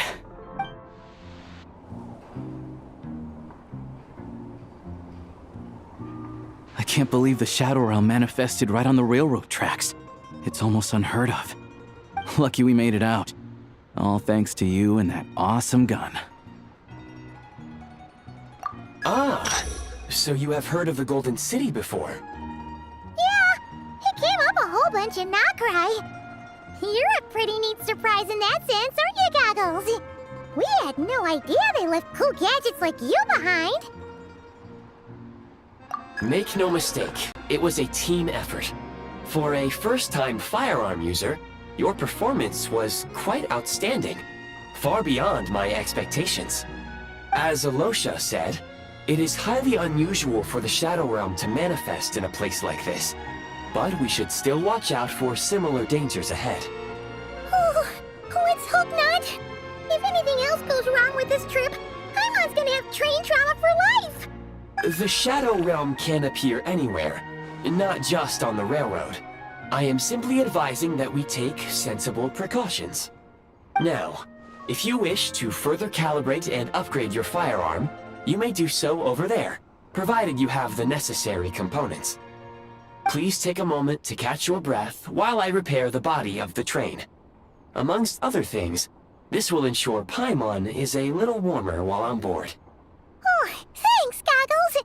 You're a trusty train conductor. Well, maybe trusty isn't quite the right word, considering. Anyway, at least you get the job done. Yes, of course. And just like the Eye of Grey, I am sure it will be a great asset to you in your future adventures. If not the trustiest, then it will at least get the job done. Let's get some fresh air while the Eye of Grey fixes the train. Yeah, sure. Paimon wants to forget all about the Shadow Realm. It was so creepy in there. Stretching our legs might help take our mind off things.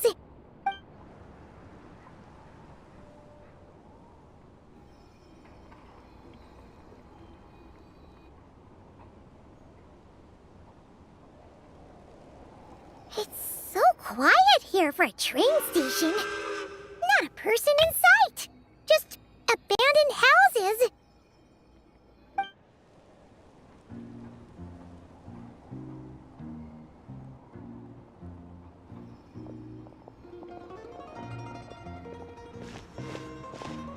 Huh?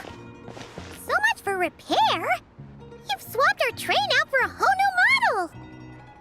My plan was to restore the train to its original appearance per my records as quickly as possible. Now that the repairs are complete, the train offers optimized performance and a significantly improved trendiness level. Huh. Didn't know trendiness was a parameter. According to my calculations, parameterization is the most effective way for the Eye of Grey to understand trendiness. Hyperborea, huh?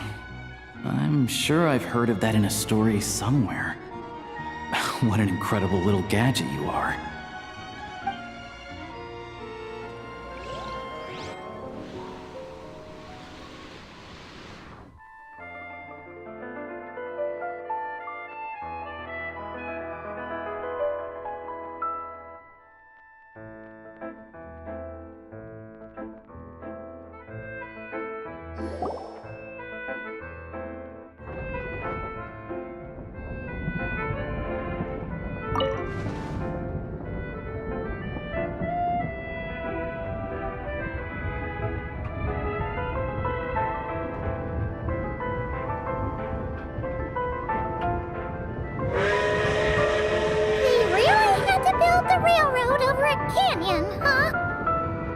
You might want to avoid looking down if you're afraid of heights. No,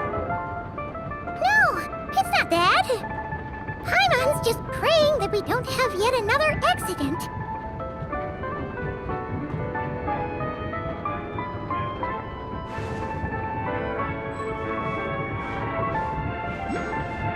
That mountain is breathtaking. Reminds Paimon of Dragonspine. They say this mountain's the domain of a Snegovic lord. A lot of the Snegovic retreated there to live in seclusion, so it's a pretty mysterious place. You hear all kinds of stories. Even the residents of the nearby town of Svietlo-Lidovka steer clear of the summit, and they make a living off of harvesting prime ice.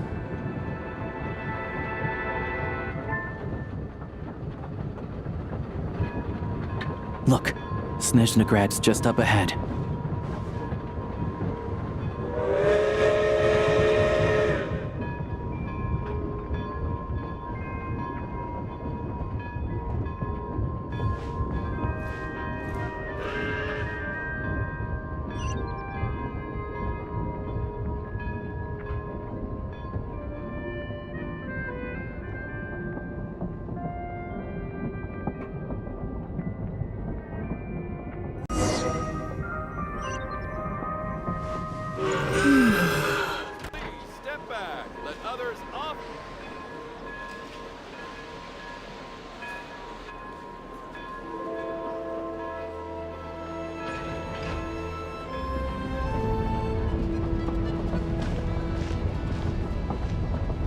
here we are. Welcome to Snezhnaya train station, the biggest transport hub in the nation. Wow! It's so majestic! Just flying from one side to the other would probably leave Paimon out of breath! It's built for maximum efficiency, but yes, transferring trains here can be a little tiring. In the future, you can use this train station to travel anywhere you want in Snezhnaya.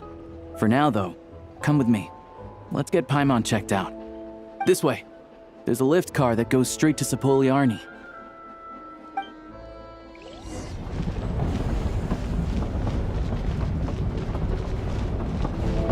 Look!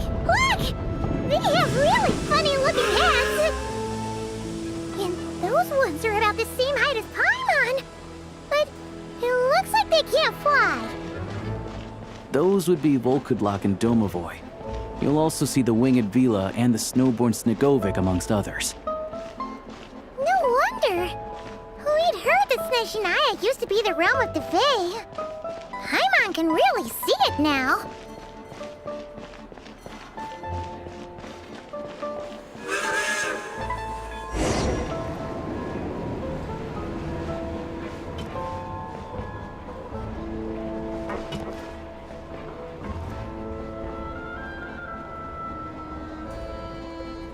To the left is the Market of Zolny. They sell everything there. You can often find some nifty little trinkets. To the right, you'll see the Korolyevsky Theater in the distance. Look at that! Incredible!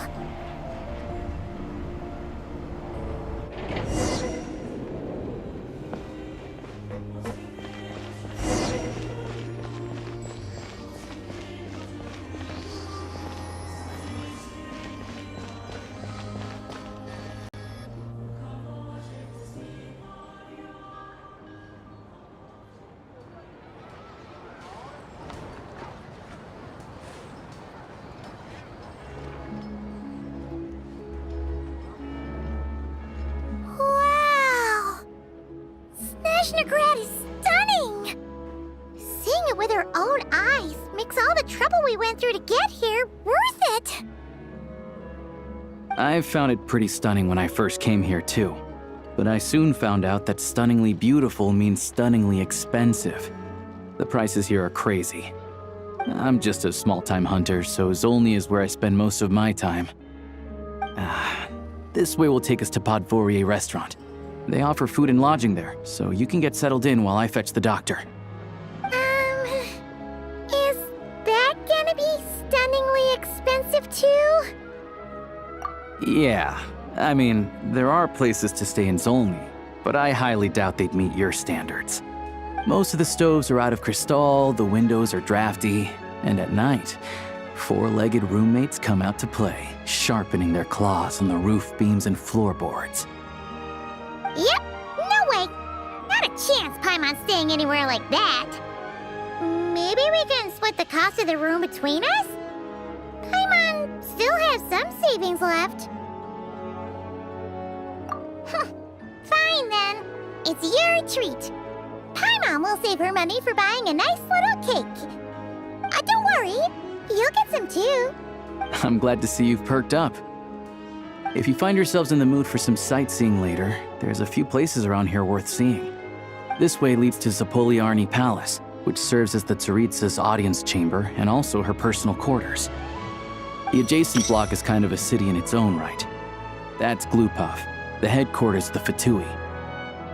Inside, there's a munitions factory known as the Armory Palace, producing a constant supply of all kinds of equipment for the Fatui. A lot of important research happens there too. And over there is the Snezhnaya Vecha, where all the big shots meet regularly to make policy decisions. These places are best admired from a distance. I'm sure I don't need to explain why. Yeah, they probably have super strict security. We're not looking for trouble right now. The downtown area is near the center of Sapoliarni. That's where you'll find the restaurants, bookstores, and gift shops. Another place of interest is the Northland Bank, which is over this way. Oh, and I'm sure you'll want to make contact with the Adventurers Guild at some point, right? That's right here. Ooh! of adventuring, we use alchemy quite a lot. Do you know where we can find a crafting bench? No one practices alchemy at Snezhnaya, I'm afraid. Apparently there's some historical reason for it. Oh. We'll just have to use the one on the train then. Kinda inconvenient. Wait. How come there's one on the train if that's Snezhnayan too? Yeah, I don't know. Not my area of expertise. Still, I wouldn't say the absence of alchemy makes life here any less convenient. Anyway...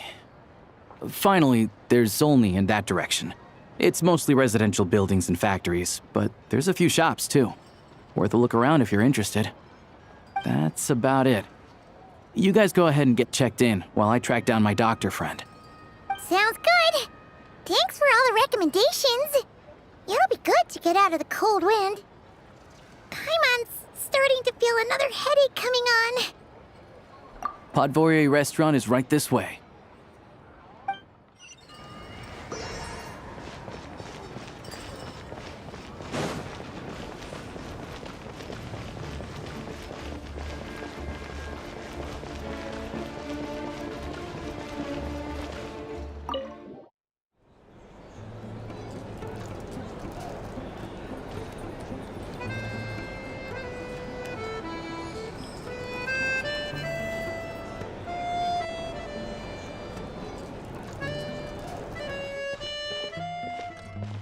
Looks like you get what you pay for, huh? Paimon likes this room a lot. Yeah, much better now that we're out of the cold. Oh, thanks for taking such good care of Paimon. Honestly, she feels kind of bad for throwing a wrench in the works. If this were anywhere else, we'd be out investigating and adventuring by now. But instead, we're stuck here waiting for a doctor. You're right. No need to push ourselves too hard for no reason. A lot happened on our way into the city. Let's review what we've learned so far and try to figure out what to do next. Obviously, the million-more question is, what is this Tsaritsa planning? Everything else leads back to that. Sure was. And so far, we've learned that in addition to the 7 Gnosis, her plan also requires a ton of energy. But we won't get to see her anytime soon. Alosha said that she went east to fight that big monster. It must be a pretty powerful one if it can blanket the whole of Snezhnaya in a snowstorm this awful. To be honest, what we're really lacking right now is information. The kind of information that only the higher-ups in the government would know, not word-on-the-street type of info. Paimon can't think of a few people who might be able to help us. But... Right! And when we left Nocry, Sandrone specifically left a message reminding us which side we're on. So... it's unlikely they'd tell us anything confidential about the Tsaritsa's grand plan. Yeah, fair point. Besides, that Glupov place is right nearby. We've got nothing to lose, so it'll be a waste not to go. There's gotta be someone there willing to talk to us, right? Maybe Arlecchino or Sandrone? Or possibly Tartaglia.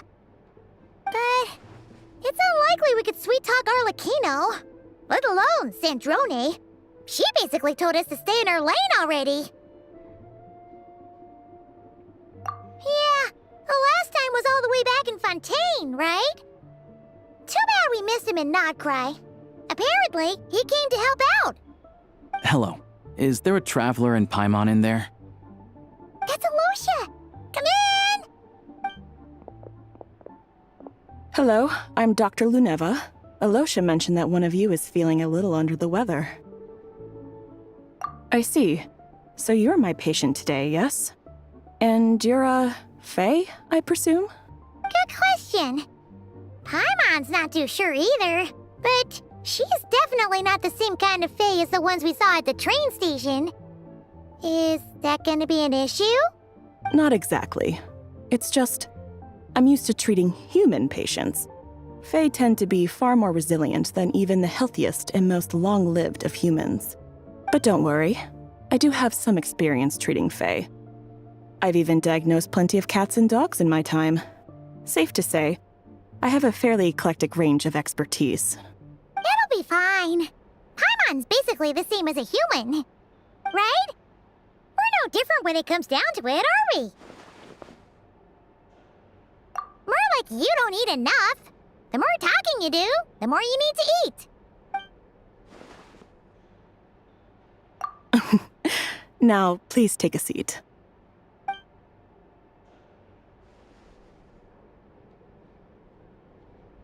Okay, vital signs are good.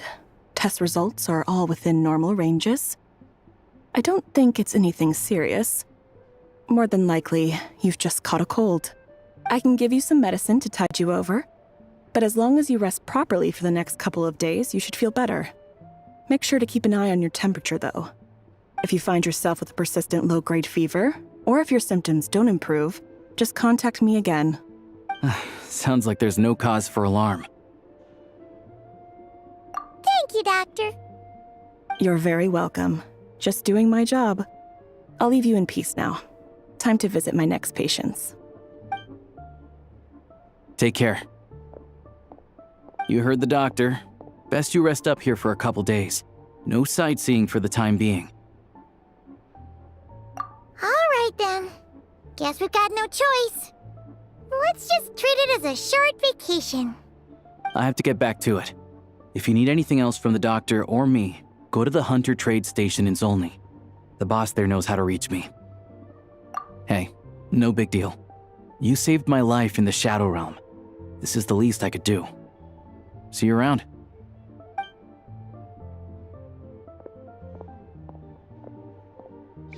All right, time to find Child and see what he can tell me.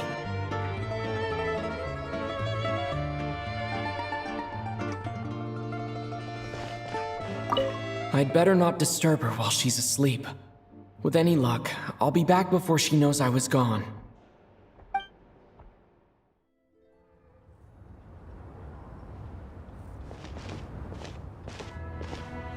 Hold on. Please display your invitation letter or permit. Glupov does not accept meeting requests without a prior appointment.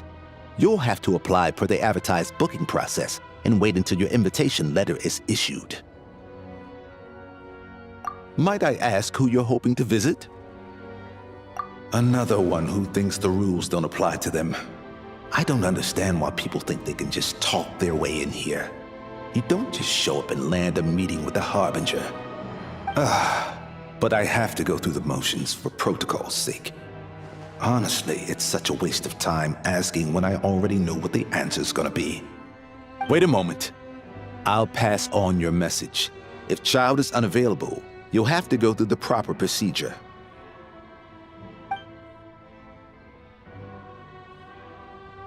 Lord Child is a busy man. He's probably not in Glupov at the present. If I were you, I'd cut your losses. No point waiting any longer.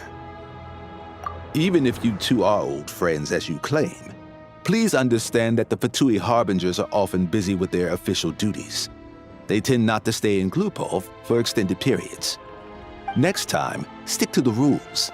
You'll make life easier for both of us, Greetings, Lady Marionette. I'll take care of our guest here. It's his first time in Snezhnaya, so it's no surprise that he doesn't know the rules yet. I trust no choice words have been exchanged. No misunderstandings I should be aware of. No, Lady Marionette. No incidents to report. Whew, that was a close call. Good thing I played it cool. Is that right? Good to know. Wait, where's Paimon? Under the weather? That's hard to imagine. She's always buzzing with energy. I take it she's still adapting to the climate. Happens to a lot of people. It's even colder here than in Nodcry. Has she seen a doctor? I can get you one if you need. All right then. Well, let me know if you run into any other problems. Why else? I I was just about to sit down for some much-needed tea time when I heard that an old friend of Tartaglia's had shown up outside. No appointment, nothing.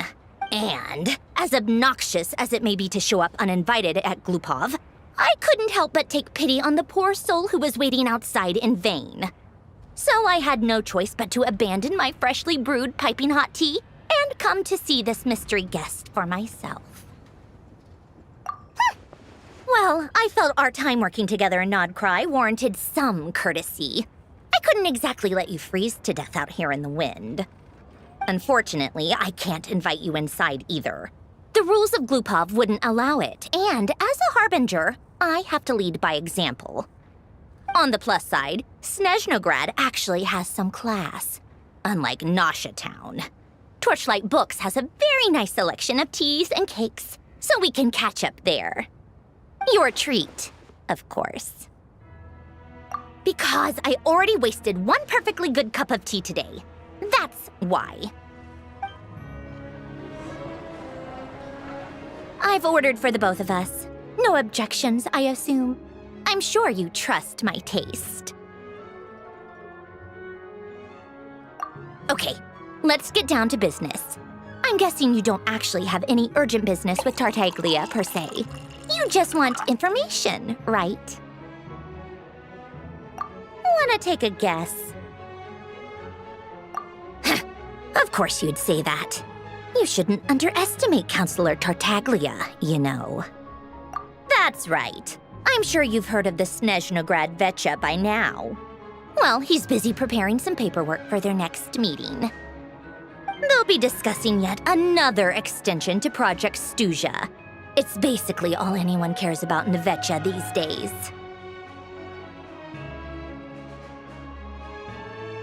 Yeah, he's more of the shoot first, ask questions later sort, isn't he? It all started with a very detailed letter that Capitano left for the jester, Piero, before leaving for Natlan. In that letter, he detailed the future arrangements for his subordinates. All of his key people were reassigned to Tartaglia. I guess he'd already prepared to leave us for good all the way back then. But Piero didn't reveal the contents of the letter until the events in Natlan had concluded. That was his reaction, too. Why me? With a bewildered look on his face. He'd always assumed Capitano looked down on him. He was a man who kept his thoughts to himself and barely spoke to him the whole time they'd known each other. But he occasionally brought Tartaglia along to my tea parties back in the day. So to the rest of us, it was clear that Capitano had quite a lot of respect for his young comrade. By the rest of us, I mean my tea party regulars. Arlecchino, Rosaline, and... actually, not Columbina. She was probably oblivious to it. Anyway, then the Liues situation happened. Normally, it took a lot to get under Capitano's skin, but that time he was furious. It's not really my place to talk about it, though. You can ask Tartaglia about it sometime. Basically, Tartaglia probably had the wrong idea about Capitano all along, right up until Piero revealed the letter he'd left behind. Capitano believed that despite Tartaglia's immaturity, he showed great potential. Plus, he possessed a kind of purity rarely seen among members of the Fatui. Yeah, it's one of the few things that I'd agree those two have in common. But there's one other reason why Capitano chose Tartaglia to assume command of his troops. He knew that after he was gone, several of the others would swoop in on his army like vultures. With the ones who stood to benefit the most being the rooster Pulcinella and Regrator Pantalone. Once they divided Capitano's troops between them, they'd be more powerful than ever. No one would be able to stop them. So, you can see why Capitano chose to hand that letter to Piero, right? Exactly. Piero also needed to back a harbinger as soon as possible. And all things considered, Tartaglia was the best choice. Even though Tartaglia has had the support of Northland Bank for a long time, he and Pantalone are ultimately not cut from the same cloth. I'd say Capitano made a good judgment call. Anyone else caught in this situation would probably feel like they'd been hung out to dry. His best course of action will be to distance himself from any shady business, while still maintaining friendly relations with Pantalone, but seeking Pulcinella's support at the same time. What's the point in having a tea party if you don't spill a little tea? Besides, none of this is confidential anyway. Ask any journalist out there. They'll give you all the lurid details. You'll see it firsthand if you ever sit in on a session of the Snezhnaya Betcha. All the factional strife, whether open or unspoken, it plays out for all to see in that one little room. Having a voice in the Vetcha is the only way to steer policies in your favor. So, every person in that room represents a particular interest group. Pantalone, for instance, represents the financial sector, and Tartaglia represents the Fatui soldiers. Personally, I have no interest in political jousting, but since I have a number of engineers and researchers under my command, I have to make their voices heard. Then there's Pulcinella, the linchpin of the Vetcha. He represents politics itself. Everything involves him, so nothing can bypass him. Any issue that comes up, he knows how to mediate. That's what the Tsaritsa values most about him. I'm starting to see why everyone is so frustrated with the way things are, but also powerless to change it. A complex web of interests connects all parties involved, and the Tsaritsa sitting at the top adds another layer of complexity. It must be nearly impossible to come up with a perfect solution. All right, I'm done carrying this conversation. Time for you to answer a question of mine. You must have known that you can get the info you needed from me. So why was Tartaglia the first person you asked to see and not me? Huh? Jealous? As if. Wait. Oh, I think I know what it is. Columbina passed on my message to you before you left Not Cry, right? I only meant you should be mindful of which side you're on. Is that actually why you didn't ask for me? Because you took that to heart?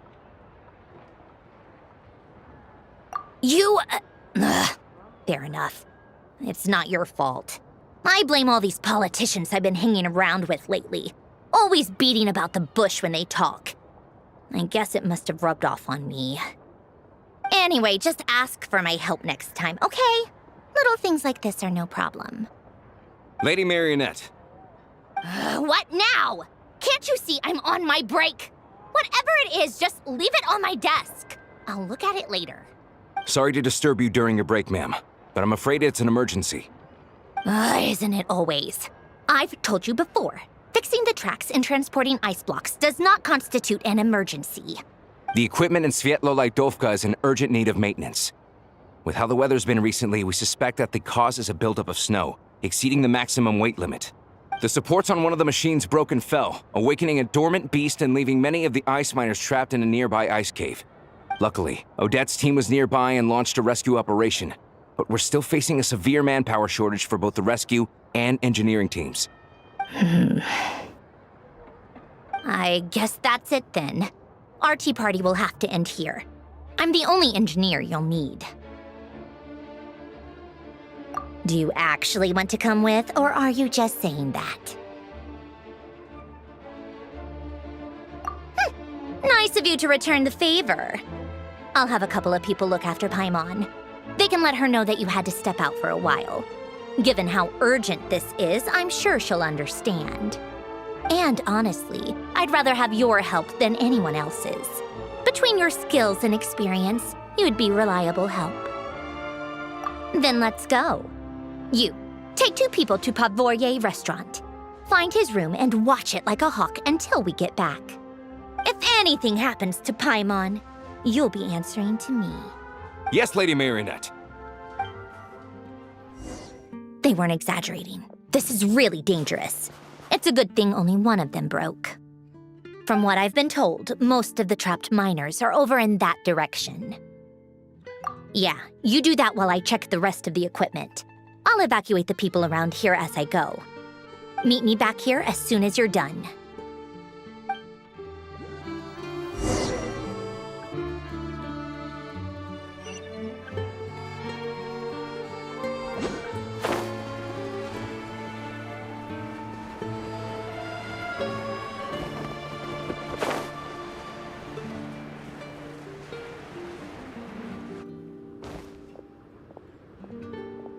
I have to be getting close. Don't go any further.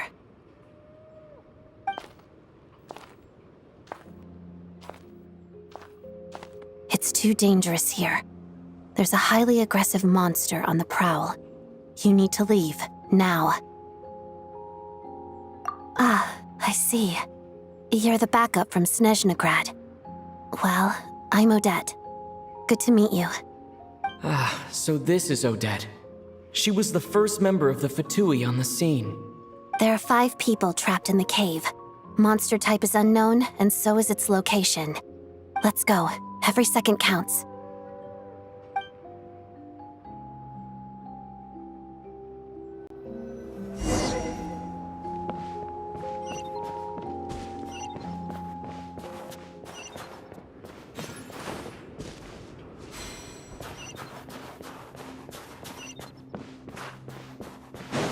Careful. Something's moving.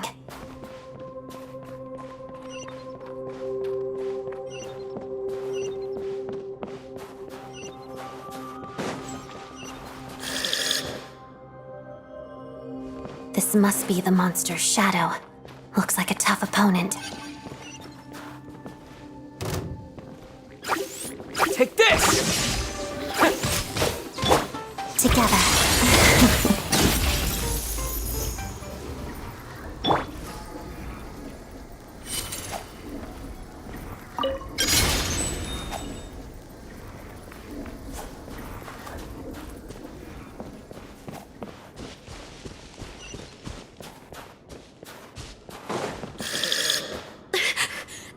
Stay back!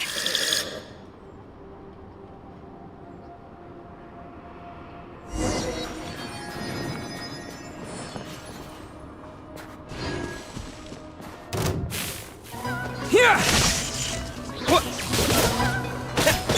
Shadow me. HUD and UI.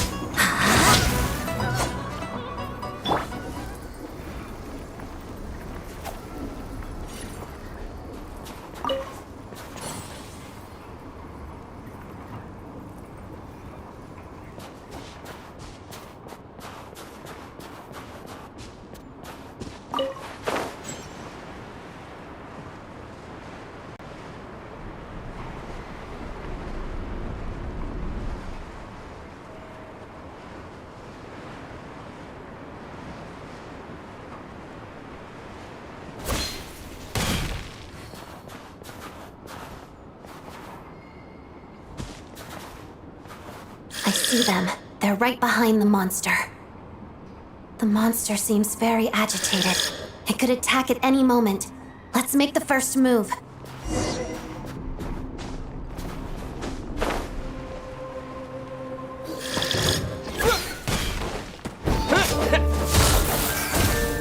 Take this! Thunderclap! Together, walk of the snowflakes.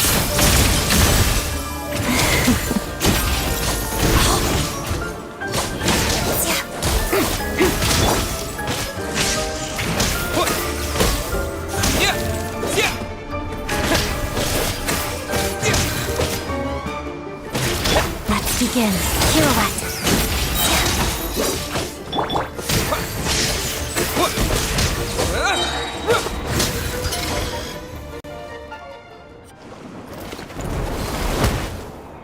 Thank you for saving us.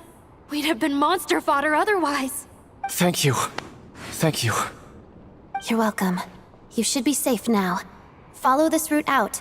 He and I will stay behind to watch the rear. Thank you. Come on, let's go. This way.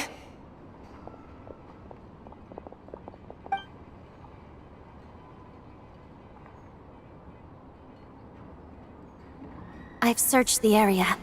Pretty sure the monster made a tactical retreat. Yeah, but with us here, it won't be coming back anytime soon. It may be small, but don't be fooled. It's a ferocious beast. People are just food in its eyes. It's lucky we got here when we did. The trapped miners have been successfully evacuated. Time for us to leave. Wait, this place. There's something unusual about it.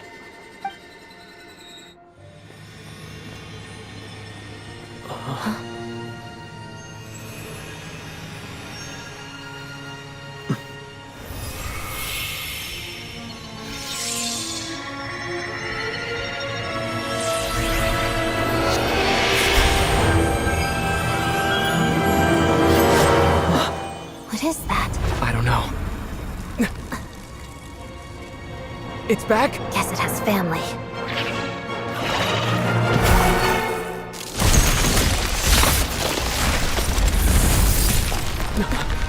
This way. Run!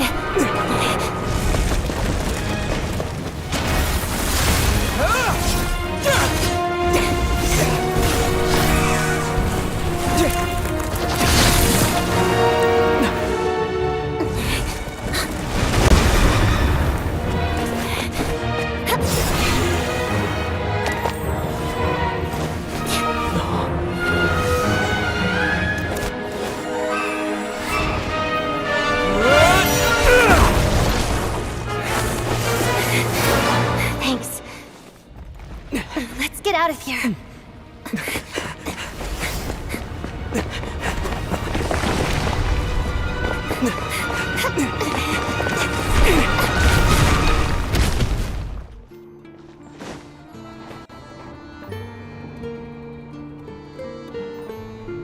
Everyone's accounted for. We managed to rescue them all. We also placed a sign at the entrance to the cave, warning people to stay away. You really held your own today. I still don't know your name. Don't think I've seen you before. I'll remember the name. All right then. See you around. Hello, Lady Marionette. I hear the rescue operation was a great success. I knew I could count on you. What brings you here, Odette? Here for a performance? No, a Fatui mission. I happened to be nearby and heard the crash. She hasn't introduced herself then. Odette is the prima ballerina of Snezhnograd. She's quite the celebrity. If you ever hear people mention the two crowning jewels of the Korailievsky troupe, they're talking about Odette and the prima donna, Vodianitsa. On top of that, Odette's also a rising Fatui star. It's looking likely she'll inherit the title of the Fair Lady. She learned all her combat skills from Rosaline herself. Used to be one of her most valued subordinates, too. You flatter me, Lady Marionette. If she's Rosaline's protege, that makes me... Never mind. There's no need to bring it up. No point making things awkward. How's progress on your end, Lady Marionette? Equally successful. I finished reinforcing all the equipment. Took me a little longer without Polonia's help. But the outcome is the same, of course. Even if the heavy snowfall summoned by that monster lasts for another 3 months straight, this equipment won't give way. All right, now that we're done here, it's time to get out of this blizzard. Sure, but Snezhnograd will send someone to investigate and draw up a relief plan. And I guess I'll have to write the incident report myself this time, since it involves a mechanical malfunction. First, Pantalone needs to approve the budget, then Pulcinella has to sign off on the plan. Once they've argued it out and reached a compromise, we can move forward. That's the rough process anyway. Could take anywhere from a couple of weeks to a couple of months, depending on how smoothly it goes. Yup, nothing we can do about it. There's a whole stack of incident reports like this back at the office. The snow has eased a little for now, but there's no telling when that will change with that monster still at large. Fuel for heating is in short supply, and relief is weeks away. There's no immediate threat to life, but still, it just feels like there should be a better way. Hey, quit daydreaming. Let's get back to Snezhnograd. When did you get a new sword? I found it in a cave. It handles pretty nicely. You have a strange affinity for secondhand swords.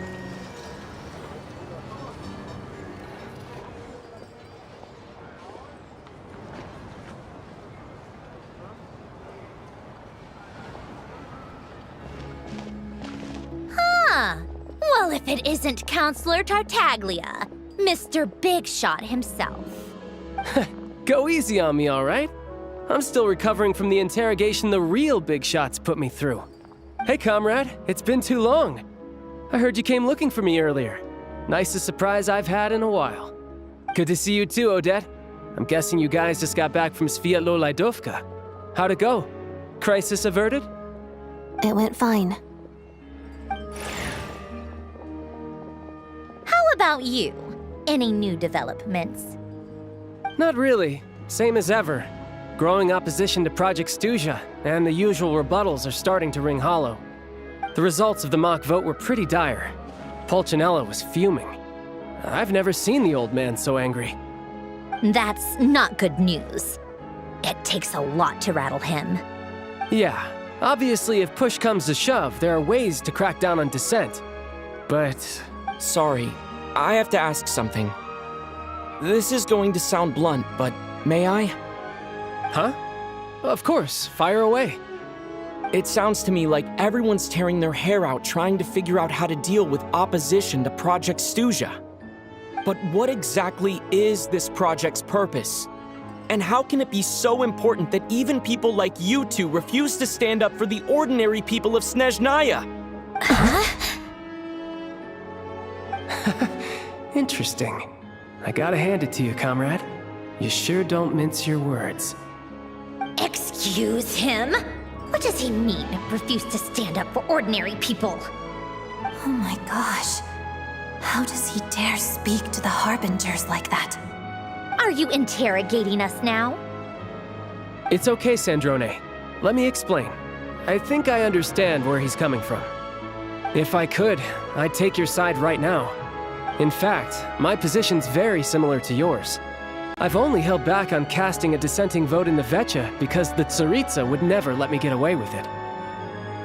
Still, I have a responsibility to the Fatui armed forces, so I do what I can to make their voices heard. Most of them are just regular folks from small towns far from the capital. I'm sure you've seen how much those kinds of places are struggling right now. Oh, and for what it's worth, I'm from Arepasak myself. Things aren't going so swell there either. The Tsaritsa wants to create a better, safer future for the people of Snezhnaya, but she's thinking long-term. I don't doubt that from where you're standing, Project Stuzha seems to be creating all sorts of issues for everyone. But considering the Tsaritsa's vision for the future, these are sacrifices worth making. Sounds cold, I know, but I promise it's not as black and white as it seems.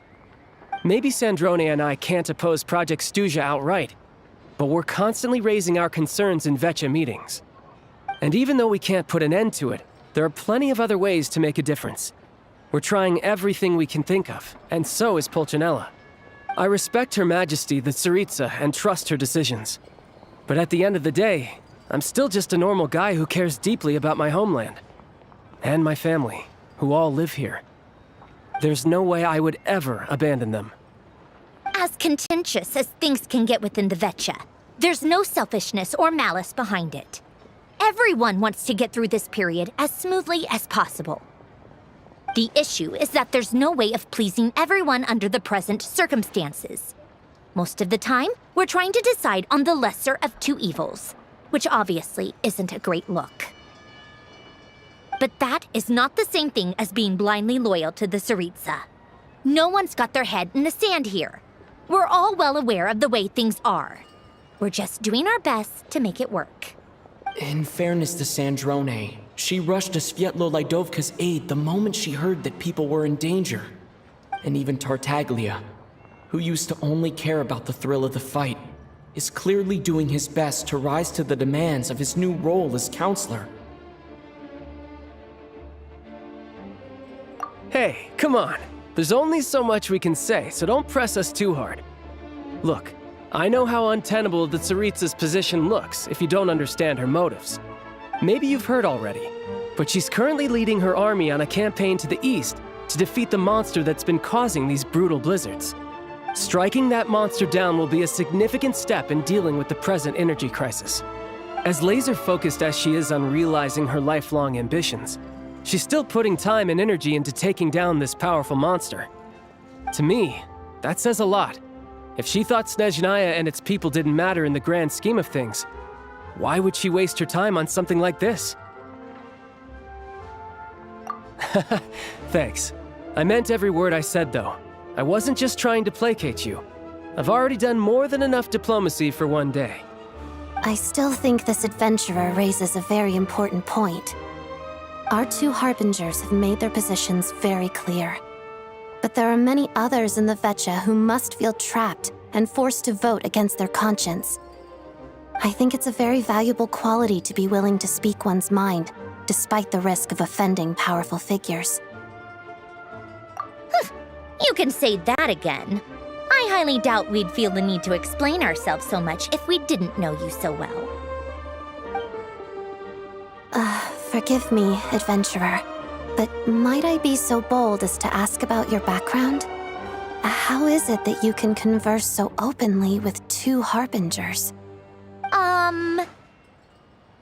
Oh, haven't you been properly introduced? Easier said than done. I like to think I'm not the kind of person who goes around busting open people's old wounds. I've only learned his name so far, and no details of his experiences. Is something wrong? Uh-oh. Is there no avoiding the subject of Rosaline? No, it's just... all right, I guess there's no getting around it. This is the world-renowned traveler, who helped resolve the storm terror threat in Mondstadt, cleaned up after the mess I made in Liyue, and then went to Inazuma, where there was a duel before the throne, in which the traveler defeated Rosaline. Oh. I'm sorry. I didn't think you two would be seeing much of each other, so I figured it wasn't worth bringing up.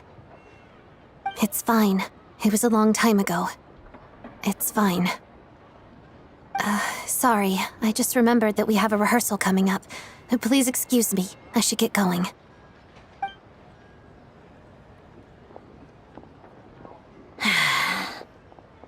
I've mentioned this to you before, remember? She was Rosaline's most valued subordinate. But they didn't actually get along. Not that Rosaline was really the type of person to make friends, but death has a way of resolving a lot of conflicts. Don't let it weigh on you. Like she said, it was a long time ago. It's in the past now. Odette has a very different personality from Rosaline. Give her some time. I'm sure she'll work through it. Oh, by the way, where's Paimon? It's not like her to hide away. She hasn't been feeling well, so she's resting at Podvorier Restaurant. I got a couple of my people to look after her while we were gone. Oh, right. Sorry to hear that. Poor thing. Reminds me of when Tonya was little. She really felt the cold back then. Used to get ill all the time. I felt so bad for her seeing her lying in bed, coughing.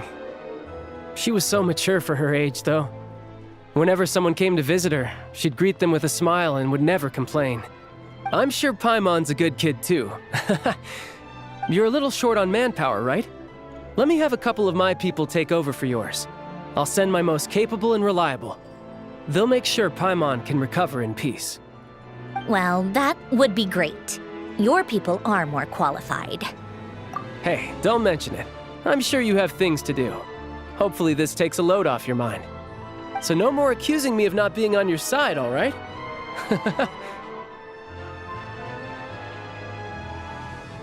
Already?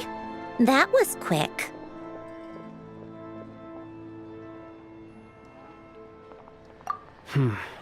I'm afraid I can't help you there. Our director's recent movements are confidential. Even we're not in the loop. If you hadn't told me, I never would have known he'd gone south. I assumed he'd been in Glupov this whole time. Well, I guess I'd better go sort out Paimon's security situation. I have some other work to catch up on at Glupov anyway. Me too. I have an incident report to write up. Let's leave it there for now.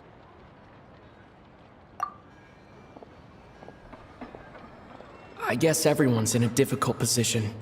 But Tartaglia's right. I have things to do. Things I want to do. And things I ought to do. To start with, I should ask Alosha if he knows any way to help Svietlolaidovka.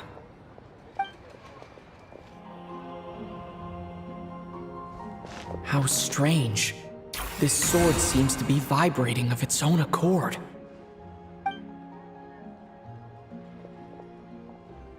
It's a very faint vibration, but it's getting stronger as I get closer to the statue of the Seven. Does this sword have some connection to the statue? But all it does is vibrate, even when I touch it. That place I got this sword from was definitely out of the ordinary. Maybe I should try channeling the power of cryo.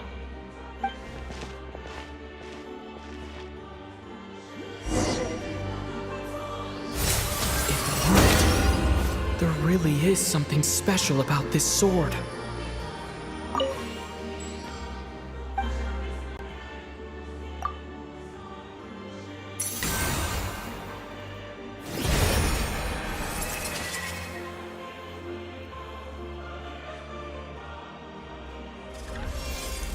I don't really understand what just happened, but I'm pretty sure this sword just got a little more powerful.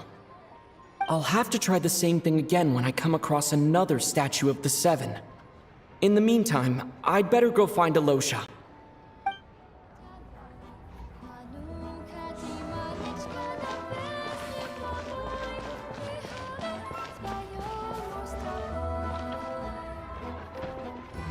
Hello there. How can I help?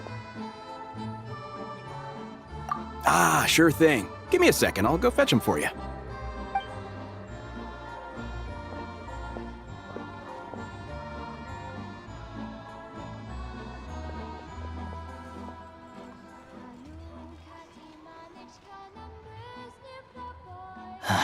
It's a familiar story. I've had similar experiences. Although Snezhnagrad doesn't deliberately delay or withhold relief, those first few days of waiting for help are always the hardest. It's a fundamental contradiction. If emergency relief can't be delivered in time, what's the point in even calling it emergency relief? Not necessarily. I think there's a good chance that Kresnik Crystal from Stratomeros will start flowing into the market. When we resolve Stratomeros' energy issue, it's like we open the floodgates. A huge backlog of Crystal is now available to the townspeople. There's no way they can use it up at once. A lot of them will probably stockpile it and slowly work their way through. Probably a good idea, since energy prices are only going to keep rising. But there will always be people who urgently need Mora. Exactly. At the current prices, selling Crystal is an easy way for an ordinary person to make a fortune. Hey boss, how much do I have left in my account? 1 second, let me check. So, you're planning on buying the Crystal out of your own pocket? Yeah. I don't know if I have enough, so I'll chip in a little extra and buy as much as I can afford. No, it's fine. You're new to Snezhnaya, and you have your own living expenses to worry about. Besides, you're already providing the train. Here's your Mora. See what you can find at the market, but I doubt there'll be much Crystal left. Yeah, well, can't hurt to take a look. Let's see. Huh?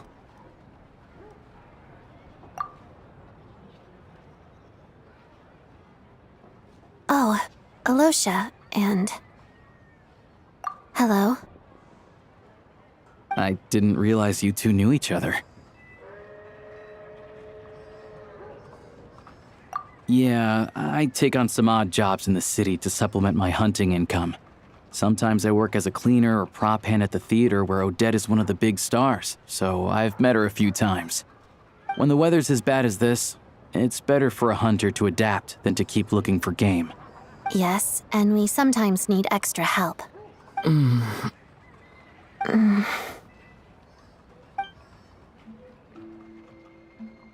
Wait, why is the atmosphere so awkward?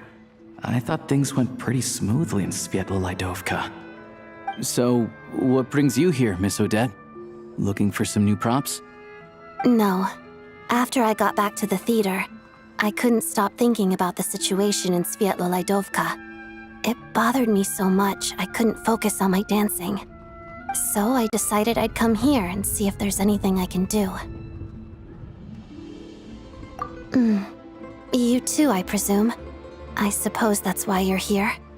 I didn't feel comfortable expressing my true opinions in front of the Harbingers. Not least because ordinary Fatui like me don't even know what Project Stuzha is all about.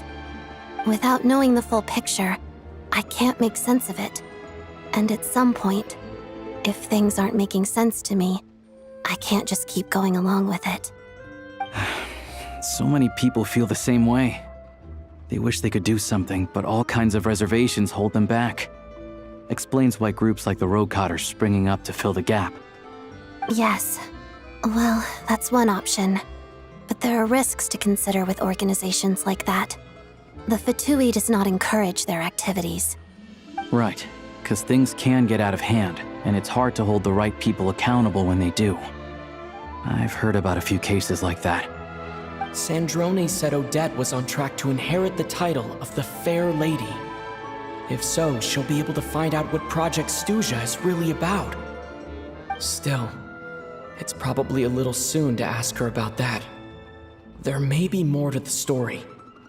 What's on your mind? I think we can both agree that no matter which side you're on, it can't stop you from doing the right thing. Where there's a will, there's a way.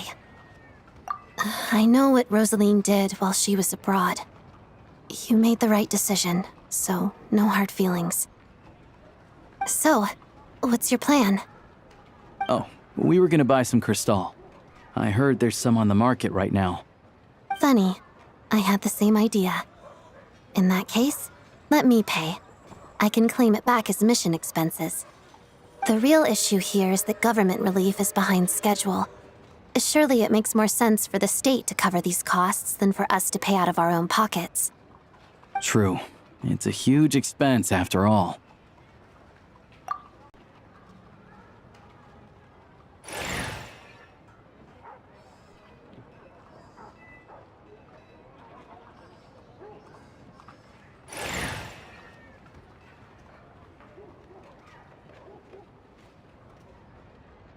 Let me see. I'll take it all, please. And I'll be needing a receipt. Right. Choose mission budget under the expense category, but be sure to specify emergency rescue operation in the description. Otherwise, the normal reimbursement limit will apply.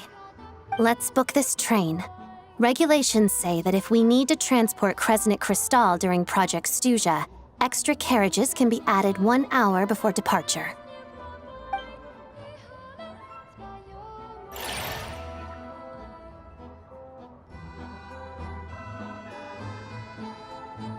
That should do it.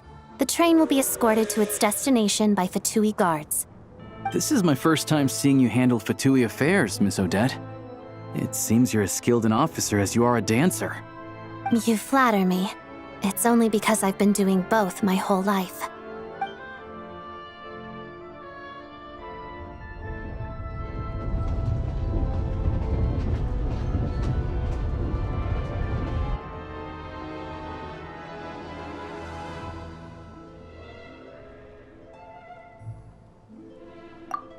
Anyway, I bet you've been non-stop today, am I right? Any idea how Paimon's doing?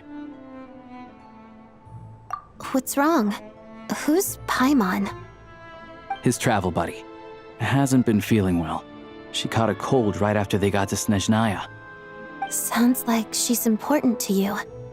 I can't believe you've been dealing with this on top of everything you've been doing to help the people of Snezhnaya. I've got nothing going on right now, so I'll join you. I want to see how she's doing. May I come too? I have some candy that someone gave me back in Sviatlo-Lydovka. Plus, I know a little bit about relieving cold symptoms. All right then, let's go.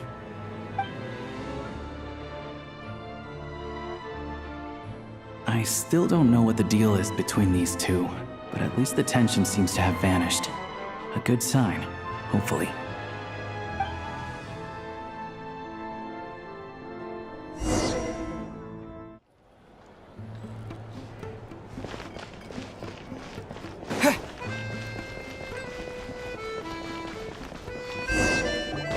Hello.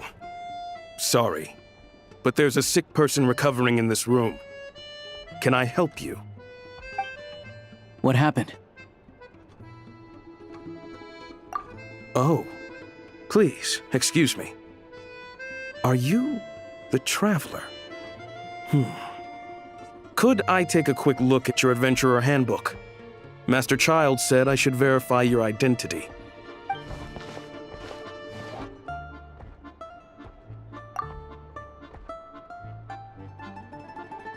Ah, it's really you.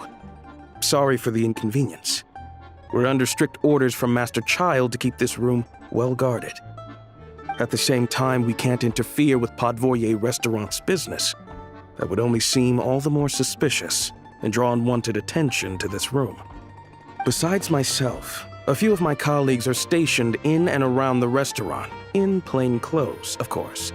Rest assured, you're in safe hands. I didn't expect such a high standard of protection. Well, Master Child handpicked us for this special assignment. We're not about to let anything go wrong. Anyway, I won't keep you any longer. Please, head inside.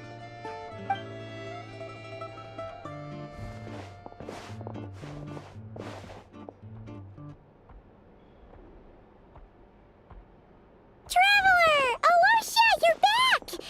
Oh, hey! Who's our new friend? Hi, I'm Odette. The Traveler and I crossed paths a few times. Another friend from the Fatui, huh? You're practically a member yourself by this point. Paimon's definitely on the mend. We should be back to our usual travels in a few days' time. Seems like that doctor was right. It's just... Paimon's limbs are still feeling a little chilly. I have just the thing. Whoa! What's this? Is that a flame inside an ice cube? Wait, is this real ice? How's it not melting? And how does the fire keep on burning? All keen observations. You're right. This is called core ignis. Whenever I've caught a cold in the past, I found I recover much more quickly if I place this by my bed. You're welcome to borrow it. Awesome! Wow! It's so nice and warm! Oh, it's like magic. Your name was Odette, right? How did you two meet again? Looks like she's in pretty good spirits. That's a relief. Any progress with your investigation yet? No surprises there, I'm sure. They're not likely to let anything slip. The Rokad, huh? Let me think. Members of the Rokad keep their true identities hidden, but I think there might be someone I can introduce you to. Leave it with me. Meet me at the Korolyevsky Troop tomorrow, and I'll tell you how it goes. Would anyone like a drink? I'm gonna head to the bar. Paimon will have... maybe some hot milk? Yeah. Paimon's in the mood for something warm. Enough with the secret chat, you two. Let's catch up properly in a minute. Paimon wants to know everything that's happened today. It'll be kinda like Tabletop Troop. No reason why listening to a story can't be an adventure. Ah, you made it. I've got some tickets, and I managed to set something up with the Rokad. It'll have to wait until after the show, though. Happy to stay and watch? I doubt you've seen the Korolyevsky Troop on stage before. Pleasure. Here, this is the way in.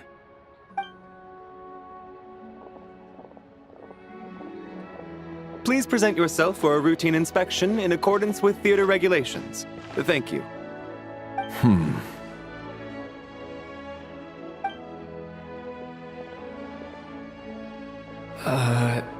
Is that guy with the Fatui? Looks like he's waiting for something. Okay, all done. Thank you for your cooperation. Please proceed through to the theater.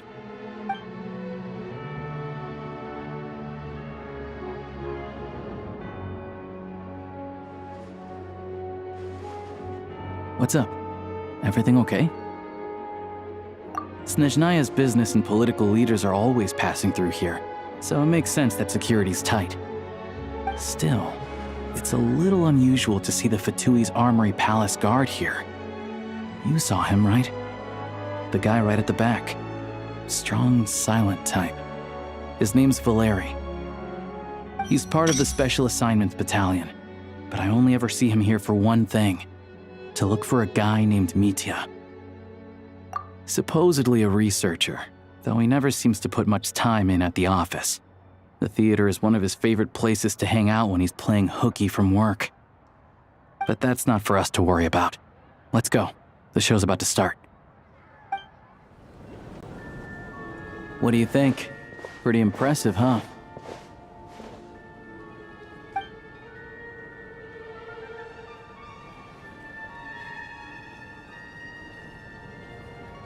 Oh, the one in Fontaine? I hear it's iconic. Never seen it for myself, though. Here we are, just in time. Sorry, coming through.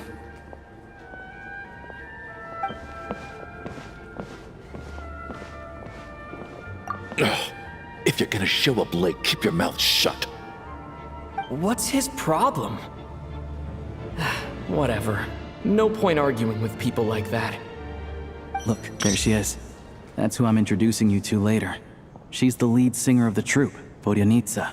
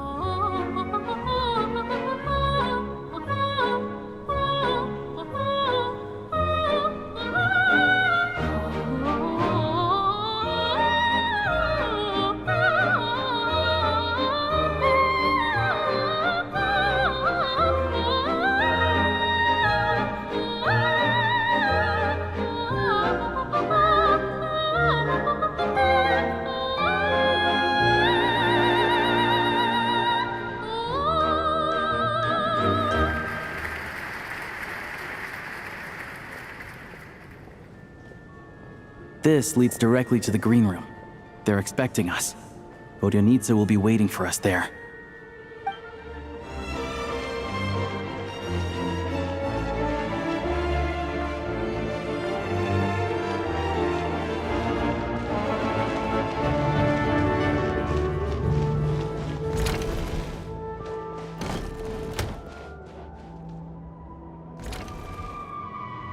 Hey there. Excuse me. Can you believe it? I'm so mad right now. Come in. Oh, it's you two. Huh? You know each other? Oh, wait. Is this who you were telling me about?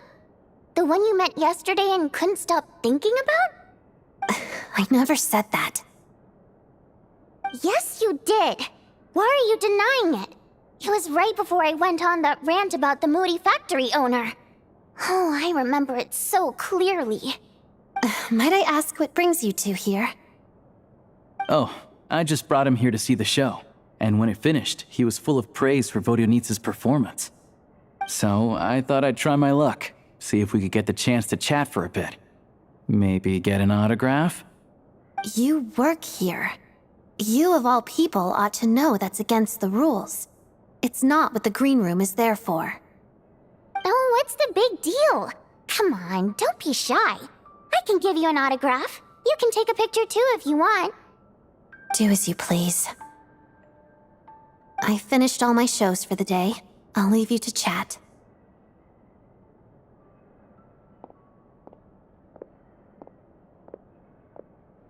I wasn't making that stuff up, you know. Odette's just too proud to admit it. She thinks very highly of you, and so do I. You did the right thing in Svietloladovka. We're good. Odette's out of earshot. I'll lock the door. Confidentiality, of course. The Rokot is very strict on that. Whoa, Alosha! Not out loud! Not with an outsider here! Relax, I've taken care of it. Look at this. The President's reply sent this morning. Wait, so he's been approved to join? You told me last night that you wanted to get intel from the Rokot. Unfortunately, Rokot intel is only available to members. But ever since you set foot in Snezhnaya, we've been working together. I've seen the way you work, your character, and your motives. Everything about you is perfectly in alignment with what we're trying to achieve in the Rokot. So I figured I might as well cut to the chase. I wrote a letter to the President explaining your situation, including just the right amount of detail. His approval came very quickly. Of course, it's still your decision whether you want to join or not. We'll respect your choice. Well, assuming Odette was telling the truth and she didn't misjudge you, I guess we don't need to worry about you blowing our cover. Still, you gave me a real fright. I didn't know that's why you came looking for me. So, that stuff you said about admiring my performance, was that just because Odette was here? Did you actually mean it? Now you're talking. That's what I like to hear. Anyway, let me give you a quick rundown of how things work. Like I said, the Rokot is a covert organization, and we hide our identities. Members typically don't meet in person or even know each other's identities. This helps us maintain a high level of independence and secrecy. Because of this, members are basically free to decide their methods without constraints, so long as the outcome of any activity doesn't violate the organization's principles. After all, we don't have any ostensible contact with each other.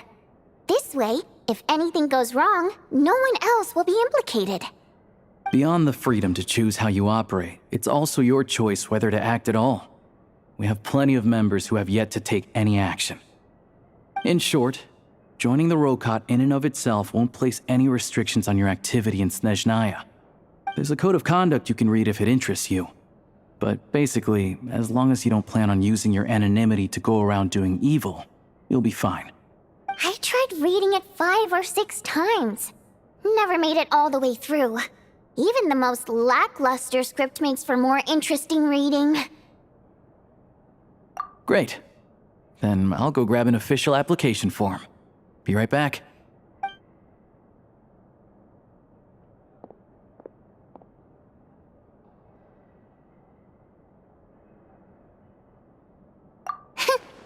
Well, Alosha has this pet dog, you see.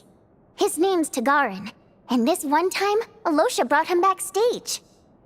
Tagarin took quite a liking to me, so I played with him for a little bit and fed him some treats. Then, the Rokot was out on a mission one day, and even though we were all in disguise, Tagarin recognized me right away. Just a coincidence, really. We didn't report it to the higher-ups, though, to avoid dealing with the fallout. Like, my job at the theater, for instance. I really need it to make ends meet. By the way, what were you complaining about just before we came in? Did everything go okay with Chuganov? Everything did not go okay. That's why I was so mad. I tried to make some small talk with him before I went on stage to fish for intel about the Iskra manufacturing plant. But he wouldn't take the bait. No matter what I said, he kept dodging the question. And then he started complaining. He said he didn't appreciate his second-rate seat in the stalls because he usually gets a private box. I mean, what did he expect? Everyone knows that if you want a box seat, you buy a ticket well in advance. But instead, he sends me a letter the day before the show when we're practically sold out. I had to juggle things around just to get him a half-decent seat, hoping he would appreciate the gesture enough to share some information. But nope, he didn't give me anything. Yeah, meeting Chuganov in person has definitely been a disappointing experience. Oh, you probably don't know who we're talking about, do you? Chuganov was that older guy you were sitting next to today. I'm sure he didn't make a great first impression on you either. To the citizenry, he's a family man and a kind boss. But our interactions with him tell a very different story. It's one thing to ask for a favor, but he acts like it's his right. He always expects special treatment. Take the ticket situation, for instance. I've actually gotten him a private box in the past. But not only was he not even grateful, now he's acting like I've sold him short this time. Not to mention that he's never paid for a single one of his tickets. And another thing, if he's such a big family man, why doesn't he bring his wife and daughter to see the show once in a while? I've never seen them here, not even once. Calm down, Vodyanitsa. If you won't do it the easy way, we'll have to try the hard way. But first things first, here's your application form. Go ahead and fill it out.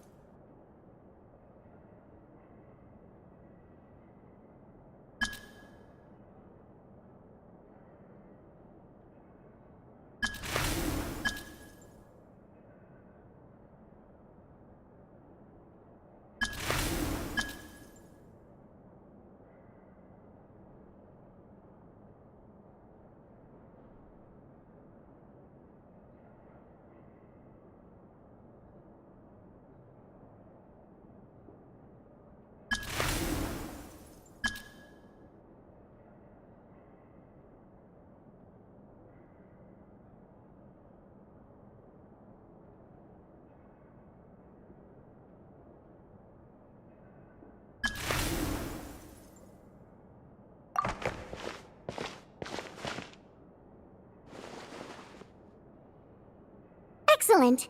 We'll hold on to this for you. All right. Now that we're officially Rokut comrades, I can tell you. Chuganov is the target of our current operation. Recently, we've done some recon work at the Iskra manufacturing plant, which pretty much confirmed that their energy consumption is way beyond the legal limit. All we need now is some direct evidence to present to the Vetcha, so we can demand that they shut the plant down. That way, the Kresnik Crystal can be allocated to where it's needed most. I was hoping he might let slip during one of our chats, but he's too tight-lipped. We'll have to find another way. I'm meeting another regular theater-goer tonight, Mitya. But Valeri's here too, and he's probably looking for Mitya, so he may end up being a no-show. Don't you worry. He must know how to dodge Valeri, or he wouldn't be showing up on time for every performance. Mitya is a renowned energy expert. Although we can't get any direct evidence of the excessive energy consumption at the plant, we can accidentally let the information slip to him. The authorities should take someone like him seriously. So if he starts raising questions about energy use at the Iskra manufacturing plant, there will be a proper investigation. Also, we're not allowed on site, but he has clearance. So all we need is his cooperation. Yeah, so that's the other thing we're trying to figure out. Though I think we're far less likely to make any progress on that front. Still, I hear that Mitya is a bit of a chatterbox. So, who knows? Maybe if we catch him in the right mood, he'll let something slip. What do you think? Sound like something worth your time? Okay, in that case, you guys find a seat somewhere nearby. Pretend you're a couple of buddies there to eat, and keep your ears peeled for useful information. He's a huge fan, so I doubt he'll have his guard up around me. But you two need to be convincing. If he suspects anything at all, he might stop talking. Sure. Don't worry. We'll make a believable pair of buddies. Perfect! You've sold me already. Now, help me tidy this room up a bit before we head out. Okay. What needs tidying? everything.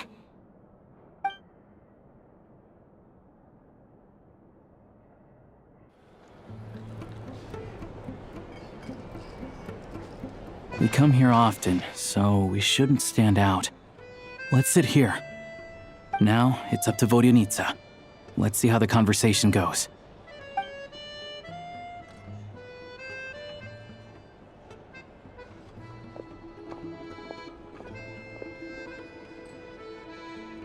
Mr. Mitya! Over here! Over here! Oh, sorry. I got a little held up on my way here. Now we have even less time than we planned. Go ahead and order some snacks and drinks. Whatever you like. Let me see. According to my schedule, we still have 25 minutes left. You're really pressed for time today, huh? I was imagining this would be a leisurely chat. If you'd prefer, we can always reschedule for another afternoon when you have more time. No need. Getting to meet the lead singer is a very precious opportunity for me. I'm not about to pass it up. I've already had to decline your invitation several times because our schedules rarely align. If I don't grab this chance while it's here, who knows when the next one will come around? Well, it's very kind of you to make time just for me. I'm not too sure, to be honest. But Snezhnaya's full of weird and wonderful things like that, so people tend not to bat an eye. I'm sure the same will go for the Eye of Grey and Paimon. The reason I invited you out for tea and a chat today was to get some feedback from a true fan of the theater. Well, I genuinely have nothing bad to say. No matter how many times I hear you sing, it never gets old. It always seems fresh and new somehow. Maybe it's because the more times I listen, the more details I notice. Or maybe you simply improve with every performance, delivering it better each time. Thank you! I'm delighted to hear that! Could you give me any specific examples? Oh, yeah. The piece you sang today, for example. Beneath the Frozen River? Hey, what's with you? I'm just praising a good performance. I always used to find that such a bleak and lonely song. But the more you listen, the more you realize that it's not as cold and nihilistic as it appears. When you really dig down into it, there's a certain level where you're surprised by the emergence of hope. Wow, I'm impressed. I didn't expect you to pick up on that. Actually, I only tried out that angle after talking with a composer. Still, Beneath the Frozen River wasn't on today's program. Oh, really? But it's a classic. You sing it every time. Almost every time. Oh, well then, let me say a few words about that other all-time classic, Flying in the Wind from the Mountain Sparrow. I didn't sing that one today either. My voice wasn't quite up to it, so I switched it out at the last minute. Oh, but, Sorry, Mr. Mitya, but you were at the theater today, yes? Of course I was. Remember? I said hello to all the troupe members before the show started. You, Odette, and the others. So what did Odette sing today? Elegy of the Snow-Winged Goose, of course. Correct. I see. I see. You find my singing boring, don't you? That's why you don't remember a single song. Looks like I'll need to cut a few from the program next time. No, that's not it. I swear. All right. I'll be straight with you. I'm sorry. My mind was wandering as you took the stage today. I enjoy watching your shows because the exquisite performances stimulate the mind. It always sparks some inspiration for my research. So, whenever I get stuck at work, I come to the theater for a change of pace. Odette's dance during the Elegy of the Snow-Winged Goose today was simply incredible. It got me wondering what she's been going through recently. That look of sheer defiance in the face of utter tragedy? It was so inspiring. I started scribbling in my notebook right away. Not that I made a ton of progress in the grand scheme of things, but I still think it was productive. By the time I snapped out of it, the entire show had finished. So what you're saying is, you didn't listen to my singing at all? Unfortunately not. I'm sorry. I don't know which is more disrespectful. The fact that I don't always come for the show itself, or the fact that I missed your performance. Seems like things are getting a little awkward. Mitya just stepped into a conversational minefield.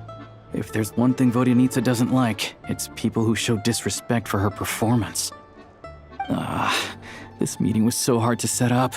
Don't tell me it's already falling apart. It's fine. I suppose this is affirming in its own way. At least, it shows that our performance really touches people's hearts, right? Don't let it bother you. It certainly doesn't bother me. She's showing a lot of restraint. Well, I'll be sure to let Odette know how much you adored her performance. Please don't say that. I always love your performances too. It's just that inspiration struck at the wrong time today. I'm usually all ears. I know, I can tell. That's why I value your opinion. I'm sure some people can't stand it when others praise their coworkers right to their face, but not me. No, sir. Fair enough. I still feel kinda bad, though. But you know what I really can't stand? People who only show up to the theater to pretend that they're cultured. Makes me sick to my stomach. Oh, yeah, 100%. There are too many of those people around. By the time they're walking out the door, they've forgotten all about the show. What's wrong? You look furious. I don't know if you've heard about the boss of the Iskra manufacturing plant. He isn't even a theater investor, but he always demands the same privileges as actual investors. Box tickets only, premium drinks, even the right to request specific songs. Well played, Vodyanitsa. Seems like she's harnessing her rage to steer the conversation back on track. Now that you mention it, I've interacted with that guy before. I gotta say, everyone holds him up as an example of a benevolent businessman, but I don't know. I don't see it. Yeah, he couldn't care less about what's happening on stage. He's just there to flaunt his social status. I hate that I have to prepare programs for guys like that. What's the big deal with that factory he runs anyway? I asked around a bit and heard some pretty shocking stories. Sounds like he's just another greedy capitalist. Oh, really? Yep, the things people are saying are pretty damning. Low wages, insanely long working hours, equipment running around the clock. And as if that's not bad enough, he also strictly forbids his employees from giving any kind of interview. Project Stuja has now been extended so many times, we're at the point where crystal rations for the common folk are barely enough to survive on. Yet he even wants to get his greedy hands on them just to boost his own profits. If the rumors are true, he's in serious violation of the law. Interesting. So you've heard about it too. What? So it's really true? Who knows? I've only heard the same rumors you have. But there's no smoke without fire. The Rooster's been coming down on us hard lately, demanding that we track and trace every single batch of Crystal. My coworkers in the Department of Energy have been tearing their hair out over it. The Rooster? I didn't realize he cared that much. Yeah. Even though there are no restrictions on Crystal trading, the poor will wind up freezing to death if we let the rich buy as much as they want. That's clearly unfair. Looks like we'll need to arrange an investigation into the Iskra manufacturing plant as soon as possible. I never knew you kept up with current affairs beyond the theater, Miss Vodyanitsa. You really have a heart for the common person. Most Fae in your position have long been indifferent to the plight of humans. Well, those of us who choose to live in human cities are naturally going to pay attention to any significant upheaval. Isn't the Rooster a Fae himself? I'm just surprised to learn that even someone with as much experience as him is getting so stressed out over Project Stuja. What is the end goal of this project anyway? This is it. We're finally going there. I'm sure Mitya can sense on some level that she's fishing for information. But since their conversation is so relaxed, he might just let something slip. It's stressing me out too. If I'd only made better progress with my research, things wouldn't have dragged on this long. Oh, so your work is related to Project Stuzha? That's right. The Armory Palace needs a brand new energy source. Not the power of the Light Realm and not elemental energy.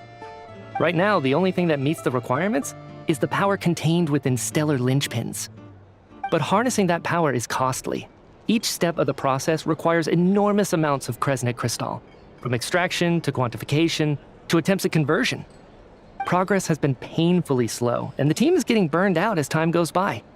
Sometimes, I see people staring into space as if in a trance. Could it be that this new energy source has side effects? No, it doesn't affect us, because the energy is used for... Okay, I got it. Stop choking me.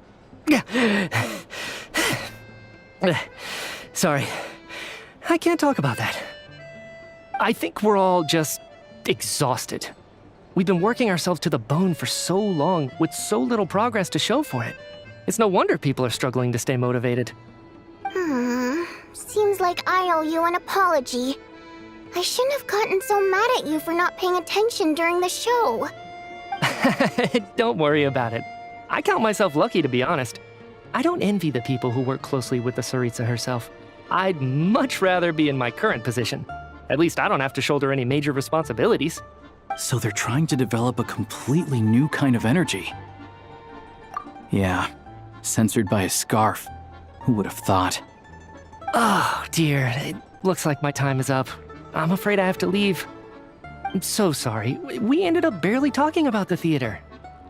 That's okay. It was a pleasure chatting with you, really. Let's make up for it next time. Yeah, hopefully once the work pressure eases up a little, I'll be able to focus more on the performance, and then we'll have more to discuss. We touched on some confidential issues today. I'd be grateful if you could keep it between us. That could have gone worse. Nice job. Why was Mitya in such a hurry to leave, though?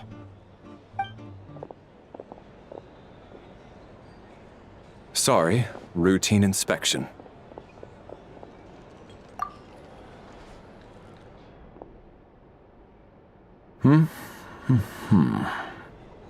Okay, let's go.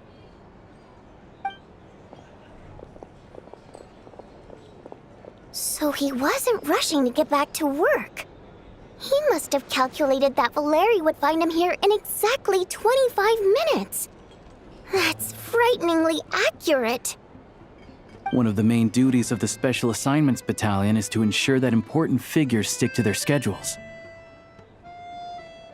All right, time for us to get going too. Excuse me, check please. We'll settle our check too, then. Oh, hello there. Mr. Mitya paid the check before leaving. He also asked me to pass on a message. He said it was an honor to share his tea break with Miss Vodyanitsa and her two friends. Wait. So he knew we were here all along? This raises a lot of questions. Did he deliberately mention the new energy source so that we'd overhear it? Maybe his work isn't confidential after all. Maybe the key here is the purpose of this new energy. I guess that's the next thing to look into.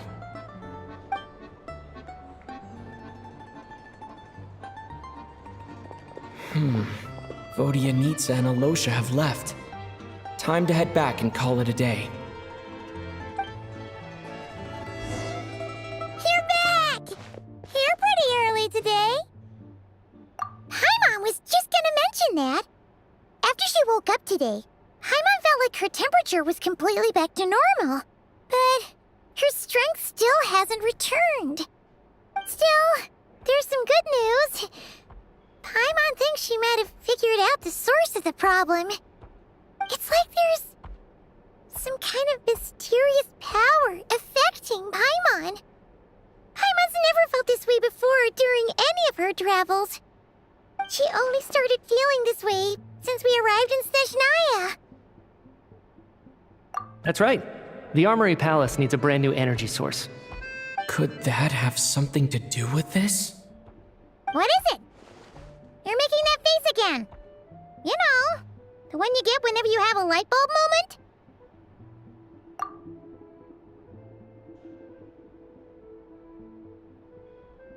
So, they're trying to develop a new energy source here? And you think that might be why Paimon's feeling unwell? Well, Mitya denied that the energy they're researching has any side effects. Although, he did say that people working on the project have been having issues with their concentration and short-term memory. And even so, those are completely different symptoms from Paimon's. It's pretty faint, so it's kind of hard to tell. But if anything, it seems like it's coming from roughly the same direction as the Armory Palace. Sure, Paimon's with you there. But how, though? The robot only has a limited amount of intel. Oh, great point! They argue about Project Stuzha every day. If we could sit in on one of their sessions, we might pick up some new leads. Good idea! Oh yeah, while you were out, Paimon tried all the yummiest looking desserts in the Potforia restaurant. This one seemed right up your alley. So, Paimon saved some for you. Come try it once you finish writing your letter.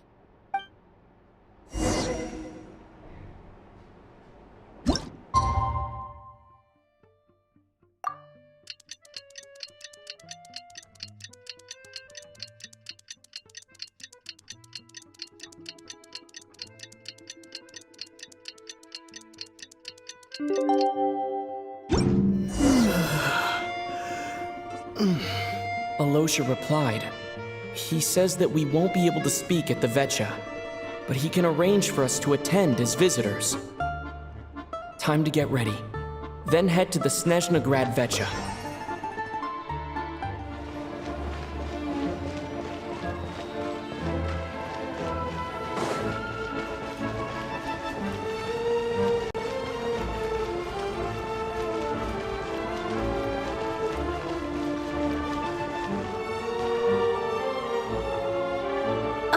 Miss Vodyanitsa, prima donna of the Korolievsky troupe. What a surprise meeting you here. Will you be sitting in on a session of the Vetcha? Sorry, I'm not taking interviews today. Oh good, you're here. The session's about to begin. Let's get inside. Please wait, Miss Vodyanitsa. Could you introduce me to your new friend?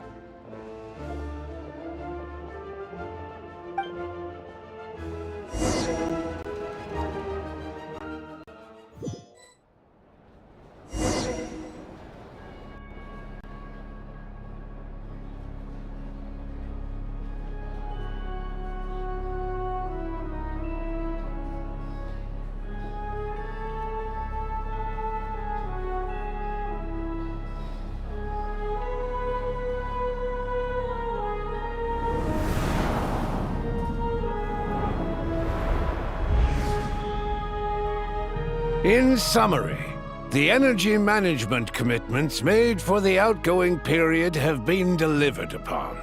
Furthermore, both the production and consumption of Kresnik Crystal show clear signs of stabilizing.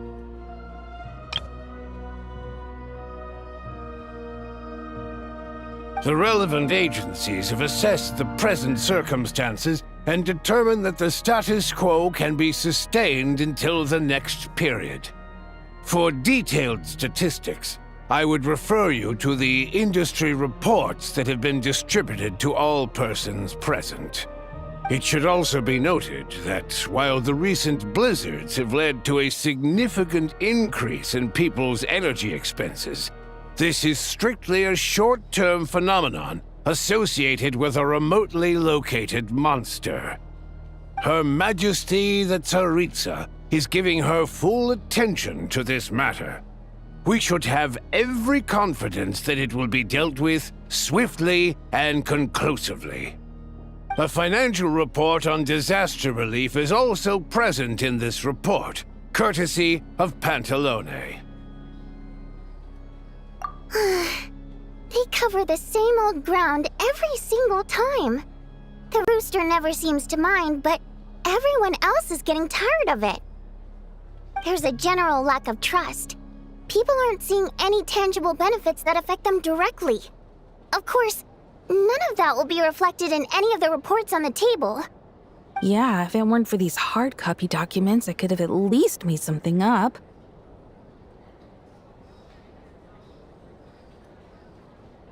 Oh, don't mind me. I'm just out here trying to hit my interview quotas. Bring out the kvass. Ever read it? Best-selling newspaper in town. If I remember correctly, you guys don't even have a sales permit.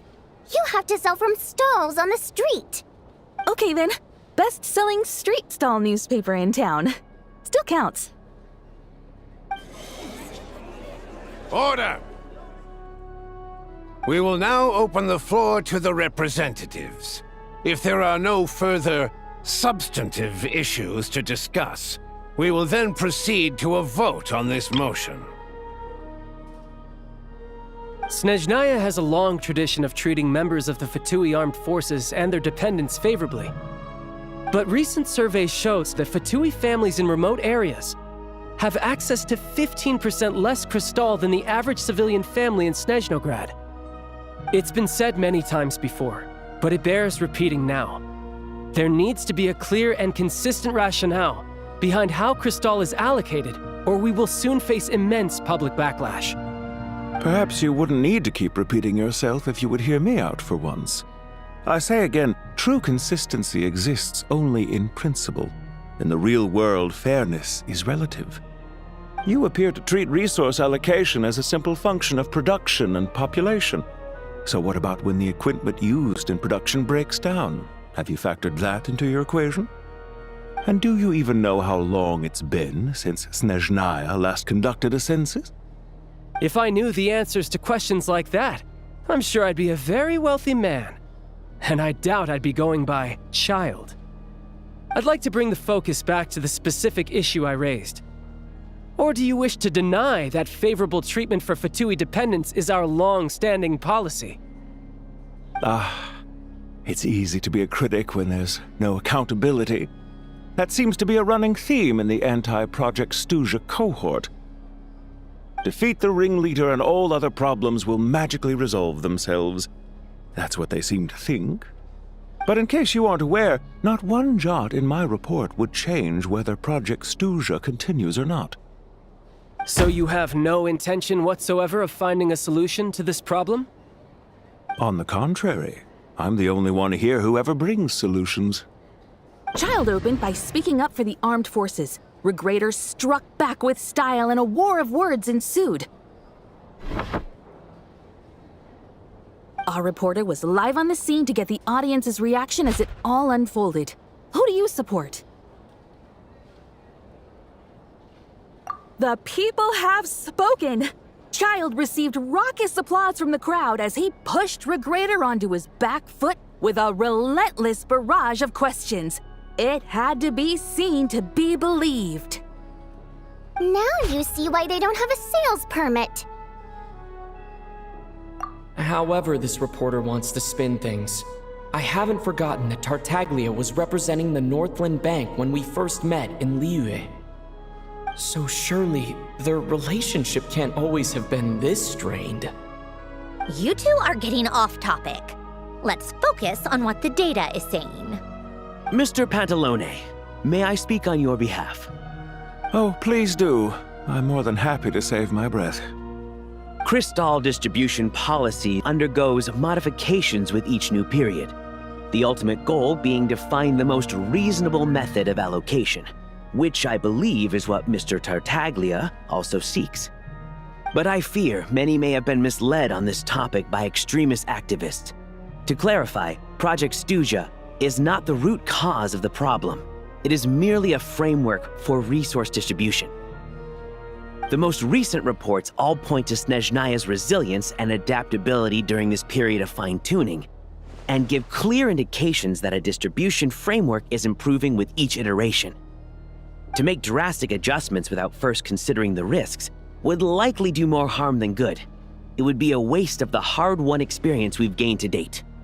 Renowned scholar of finance, Arapov spoke up to clarify the fiscal logic, clearly alluding to social organizations like the Rokot in his words. With the notorious Lelek still active to this day, should the Rokot be held responsible? No, there is someone else to blame.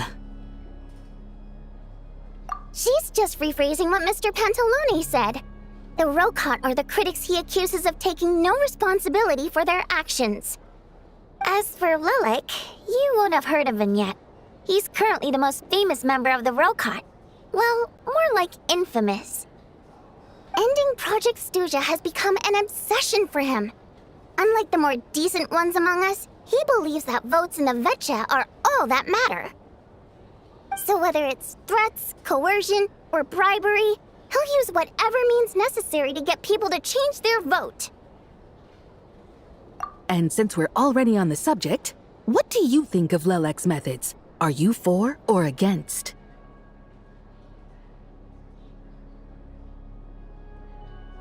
Well, whatever the story is, his actions benefit us all.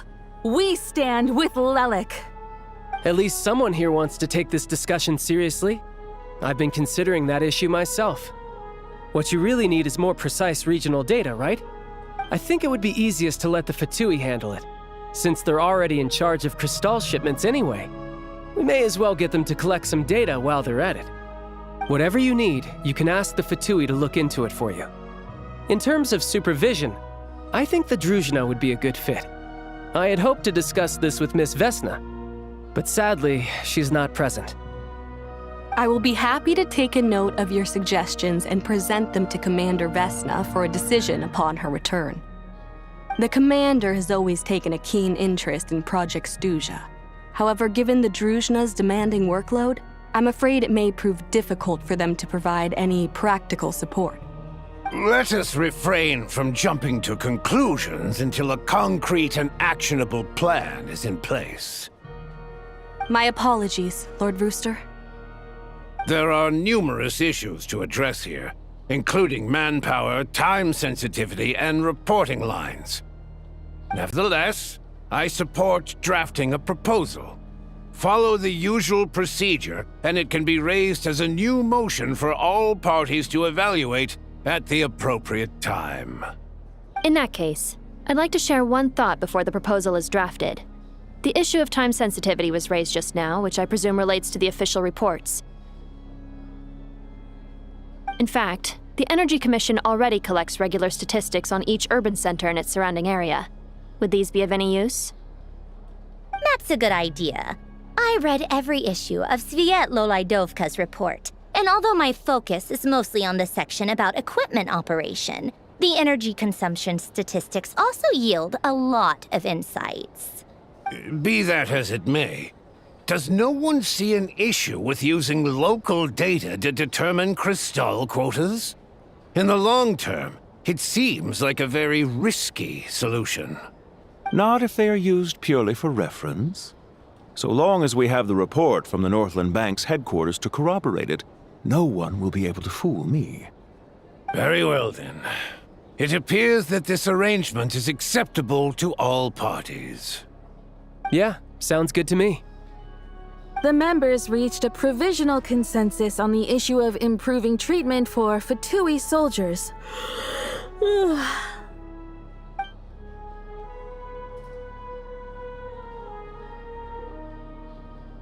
Today, the prima donna of the Korailievsky troupe attended a session of the Snezhnograd Vetcha in the company of a dashing young man.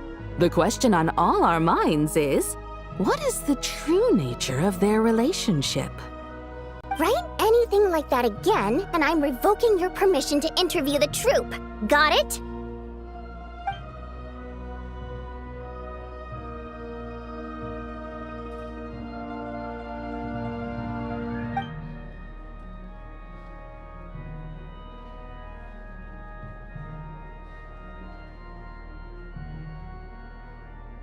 Now then, if there are no further contributions from those present, we shall proceed to the final vote. Hey, check it out! What made him vote against?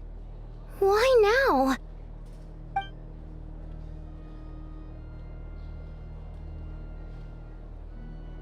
The votes have been tallied. Those in favor of continuing Project Stuzha total 61%, securing a clear majority. That was too close. The margin has shrunk yet again. Chuganov was a huge loss. I'll bet Lelek is behind this. I wonder how Pulcinella will respond this time. Chuganov. I see. Lelek strikes again. Yes, go, Lelek. Once Project Stuzha is defeated, our unwavering support at Bring Out the Kvass will finally pay off when we make our comeback. I can taste our victory already! In accordance with the result of this vote, Project Stuzha will remain in effect until the next Vecha period. Finally, may I remind us all, we debate only for the greater glory and solidarity of our nation. May the Aurora shine ever on, and the Tundra always stand firm. The session is concluded. I have to say, I really wasn't expecting Chuganov to vote against Project Stuzha. Well, in principle, Snezhnaya's business and political elites ought to be the ones least likely to oppose it. As we heard, Project Stuzha is basically just a resource distribution framework that requires everyone to cut back during the winter. But even if the policy got cancelled, the Tsaritsa's energy needs wouldn't suddenly go down.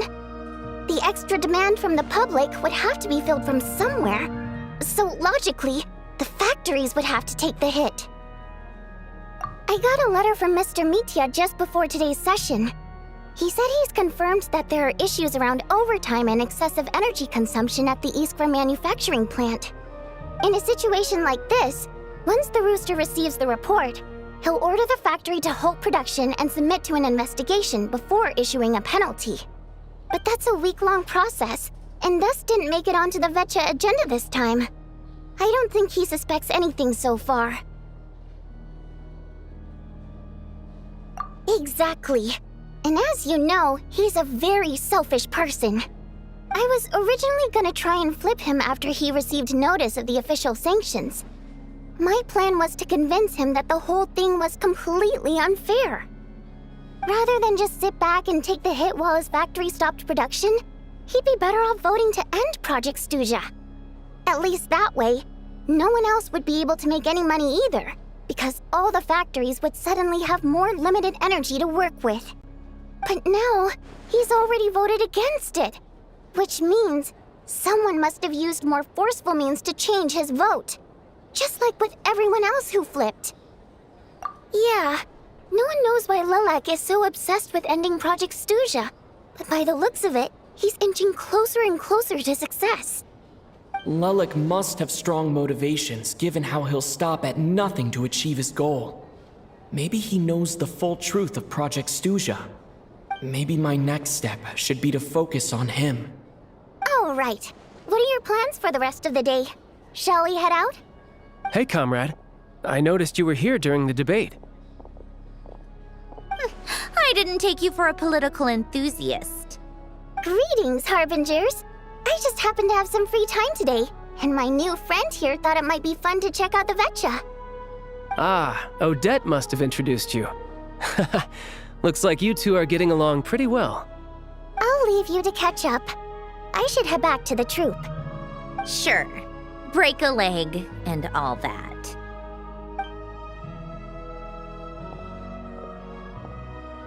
Thought it might be fun to check out the Vecha, did you? Things are never that simple with you, Traveler. There's no way you're here for kicks and giggles. Tell me I'm wrong. Oh, yeah. To some, he's a captivating enigma. To others, he's the bane of their existence. No one ever thought that some anonymous nobody from the Rokot could cause such a stir. Huh? You want to look into Lelek? Then I'm sure his days of anonymity are numbered. What do you think, Sandrone? Fine by me, I guess. If the Traveler actually manages to expose Lelik, it'll be doing Pulcinella a favor. In return, it seems fair to let him in on what we've learned so far. My thoughts exactly. Sharing is caring, after all. Head back to Glupov and grab the files on Lelik. It's easier to just pull the records than go through the rigmarole of getting the Traveler a visitor's permit. As you command, child, sir. In that case, since we're going to be waiting anyway, I'll have someone brew a pot of black tea.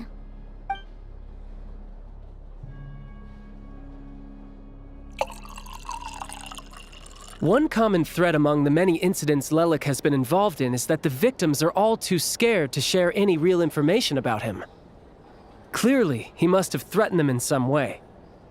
His modus operandi is to silently infiltrate the scene and leave a threatening letter behind.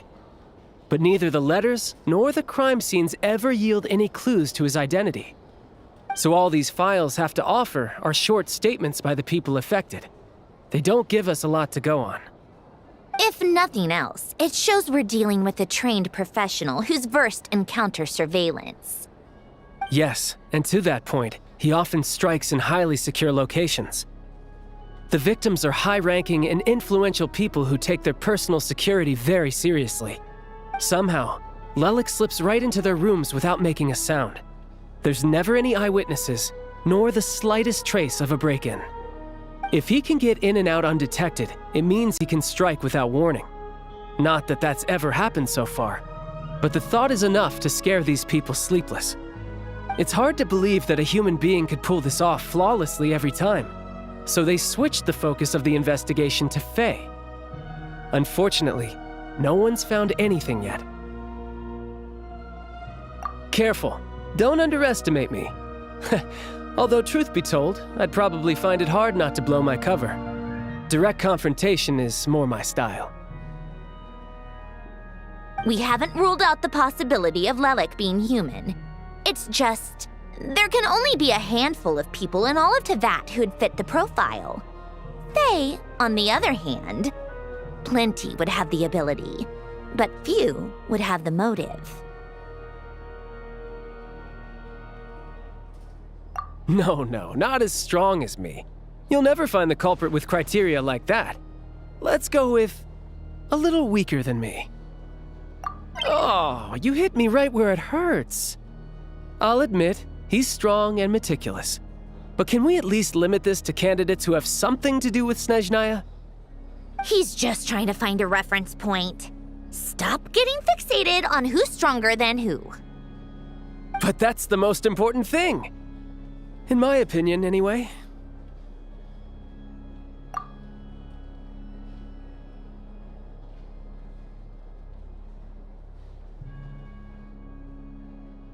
Odette? Yeah, that seems about right. Her skills are solid, and she's always calm under pressure. Except she's Fatui, so the likelihood of her working against us is pretty low. But yeah, much more accurate than your previous example, at least. No, wait a moment. Maybe we should interrogate that assumption. What do you mean? Which assumption? Her Fatui identity doesn't necessarily exonerate her. And when you think about it, the Rokot would be precisely what she needs to conceal her identity. Plus, she wouldn't need to be such a pro at covering her tracks. She'd already know where the Fatui will be and when, so she could choose the perfect time to act. Oh, yikes. I was just thinking out loud. Why is this starting to sound like such a convincing theory? Still, what reason could Odette possibly have for trying to call off Project Stuzha? Arlecchino would be the best person to ask. She knows Odette best. Unfortunately, she isn't back yet. Rosaline used to open up to her in private about her struggles with Odette. As I'm sure you can imagine, Arlecchino is quite a lot better with children than Rosaline was. She gave her some tips on how to handle the situation, and Rosaline managed to reach a settlement with Odette before leaving. So I suppose there were at least no lifelong regrets left behind. Beyond that, I don't know the details about that side of things. But I do know that Odette definitely has a motive to hold a grudge against Project Stuzha. The reason being, her father passed away during the early stages of the project. That was back before it had been named Project Stuzha, when things were still being worked out. But in essence, it's remained the same ever since. Huh. The more you know. Rosaline was always so self-centered. I never understood why she started paying so much attention to Odette. Is that such a surprise? If you cast your mind back, you may remember that Rosaline and I weren't exactly close. We had tea together a few times, but that was about it. Odette's past is no secret. Her father was a fatus and her mother was a very famous ballerina. On the surface, it looks like she followed right in her parents' footsteps. But the truth is quite a different story. After her father passed away on a mission, her mother was overcome with grief. She broke her leg during a performance and could never dance again. Odette was only interested in ballet at the time, but this tragedy left the family with both breadwinners gone. They could barely make ends meet. Per Capitano's policy, family members of Fatui who died in the line of duty had to be appropriately accommodated and provided with adequate assistance. So, regardless of how Rosaline may have felt about it, it fell to her to resolve the issue of Odette's family's livelihood. In the end, the solution they agreed upon was to have Odette join the Fatui. Right, because the alternative would have been a one-off compensation payment, I guess. In that sense, joining up was definitely the better option. Still, she must have had mixed feelings about it, right? If she doesn't even like the Fatui. It's just a theory, a possibility. But as a motive for Odette to become Lelik, it holds up. That said, I have no idea where Odette's head is at right now, or what her conflict with Rosaline was about. Plenty of people were on bad terms with Rosaline. I have no intention of trying to figure it all out. Yes, but there's not much point in discussing that now. Yeah, back to Lelik. Since our investigations so far have turned up next to nothing, we've got nothing to lose by trying a new angle.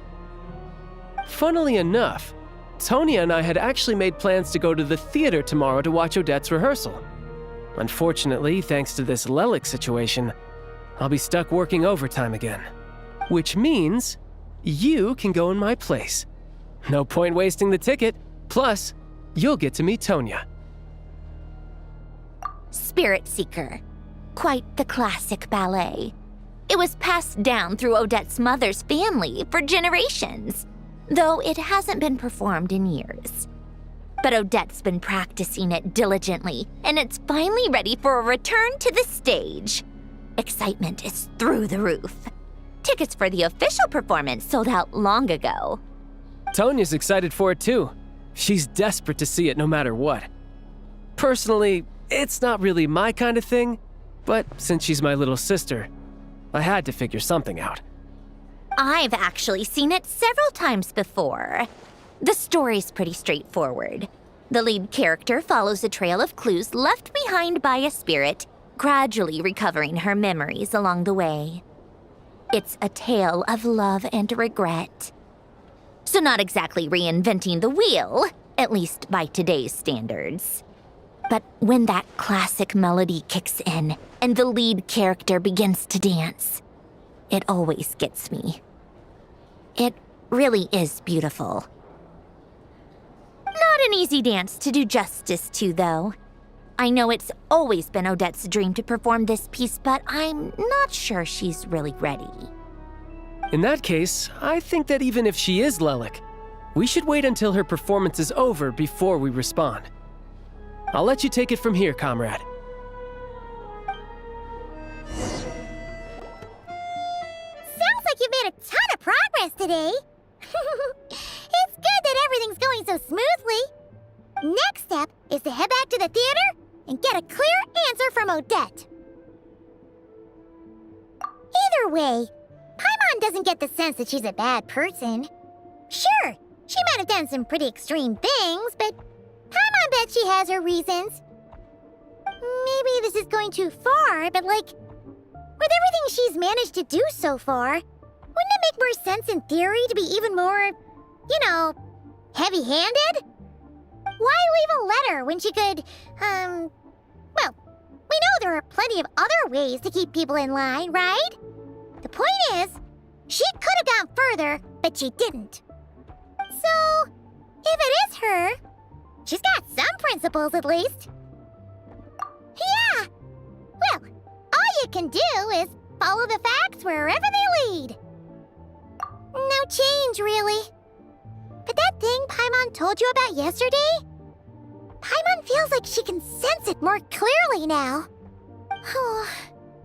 Hearing you talk about your day makes Paimon itch for an adventure.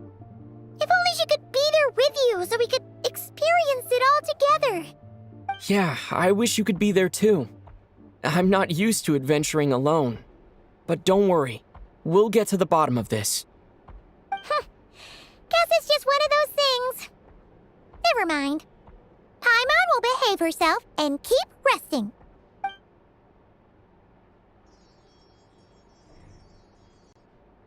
If Odette is Lelik, she may well have inside information on Project Stuzha. Her father was involved with the project's early implementation and tragically died in the process. Now, she's dedicated herself to bringing it to an end. It's hard to imagine she could have gotten this far without knowing anything at all about the Tsaritsa's true intentions. When she spoke to us as a member of the Fatui, how much did she let on? And how much was she hiding? Only time will tell. Maybe tomorrow, everything will be answered. Hey look! It's snowing! Could be a tough day ahead. Make sure you wrap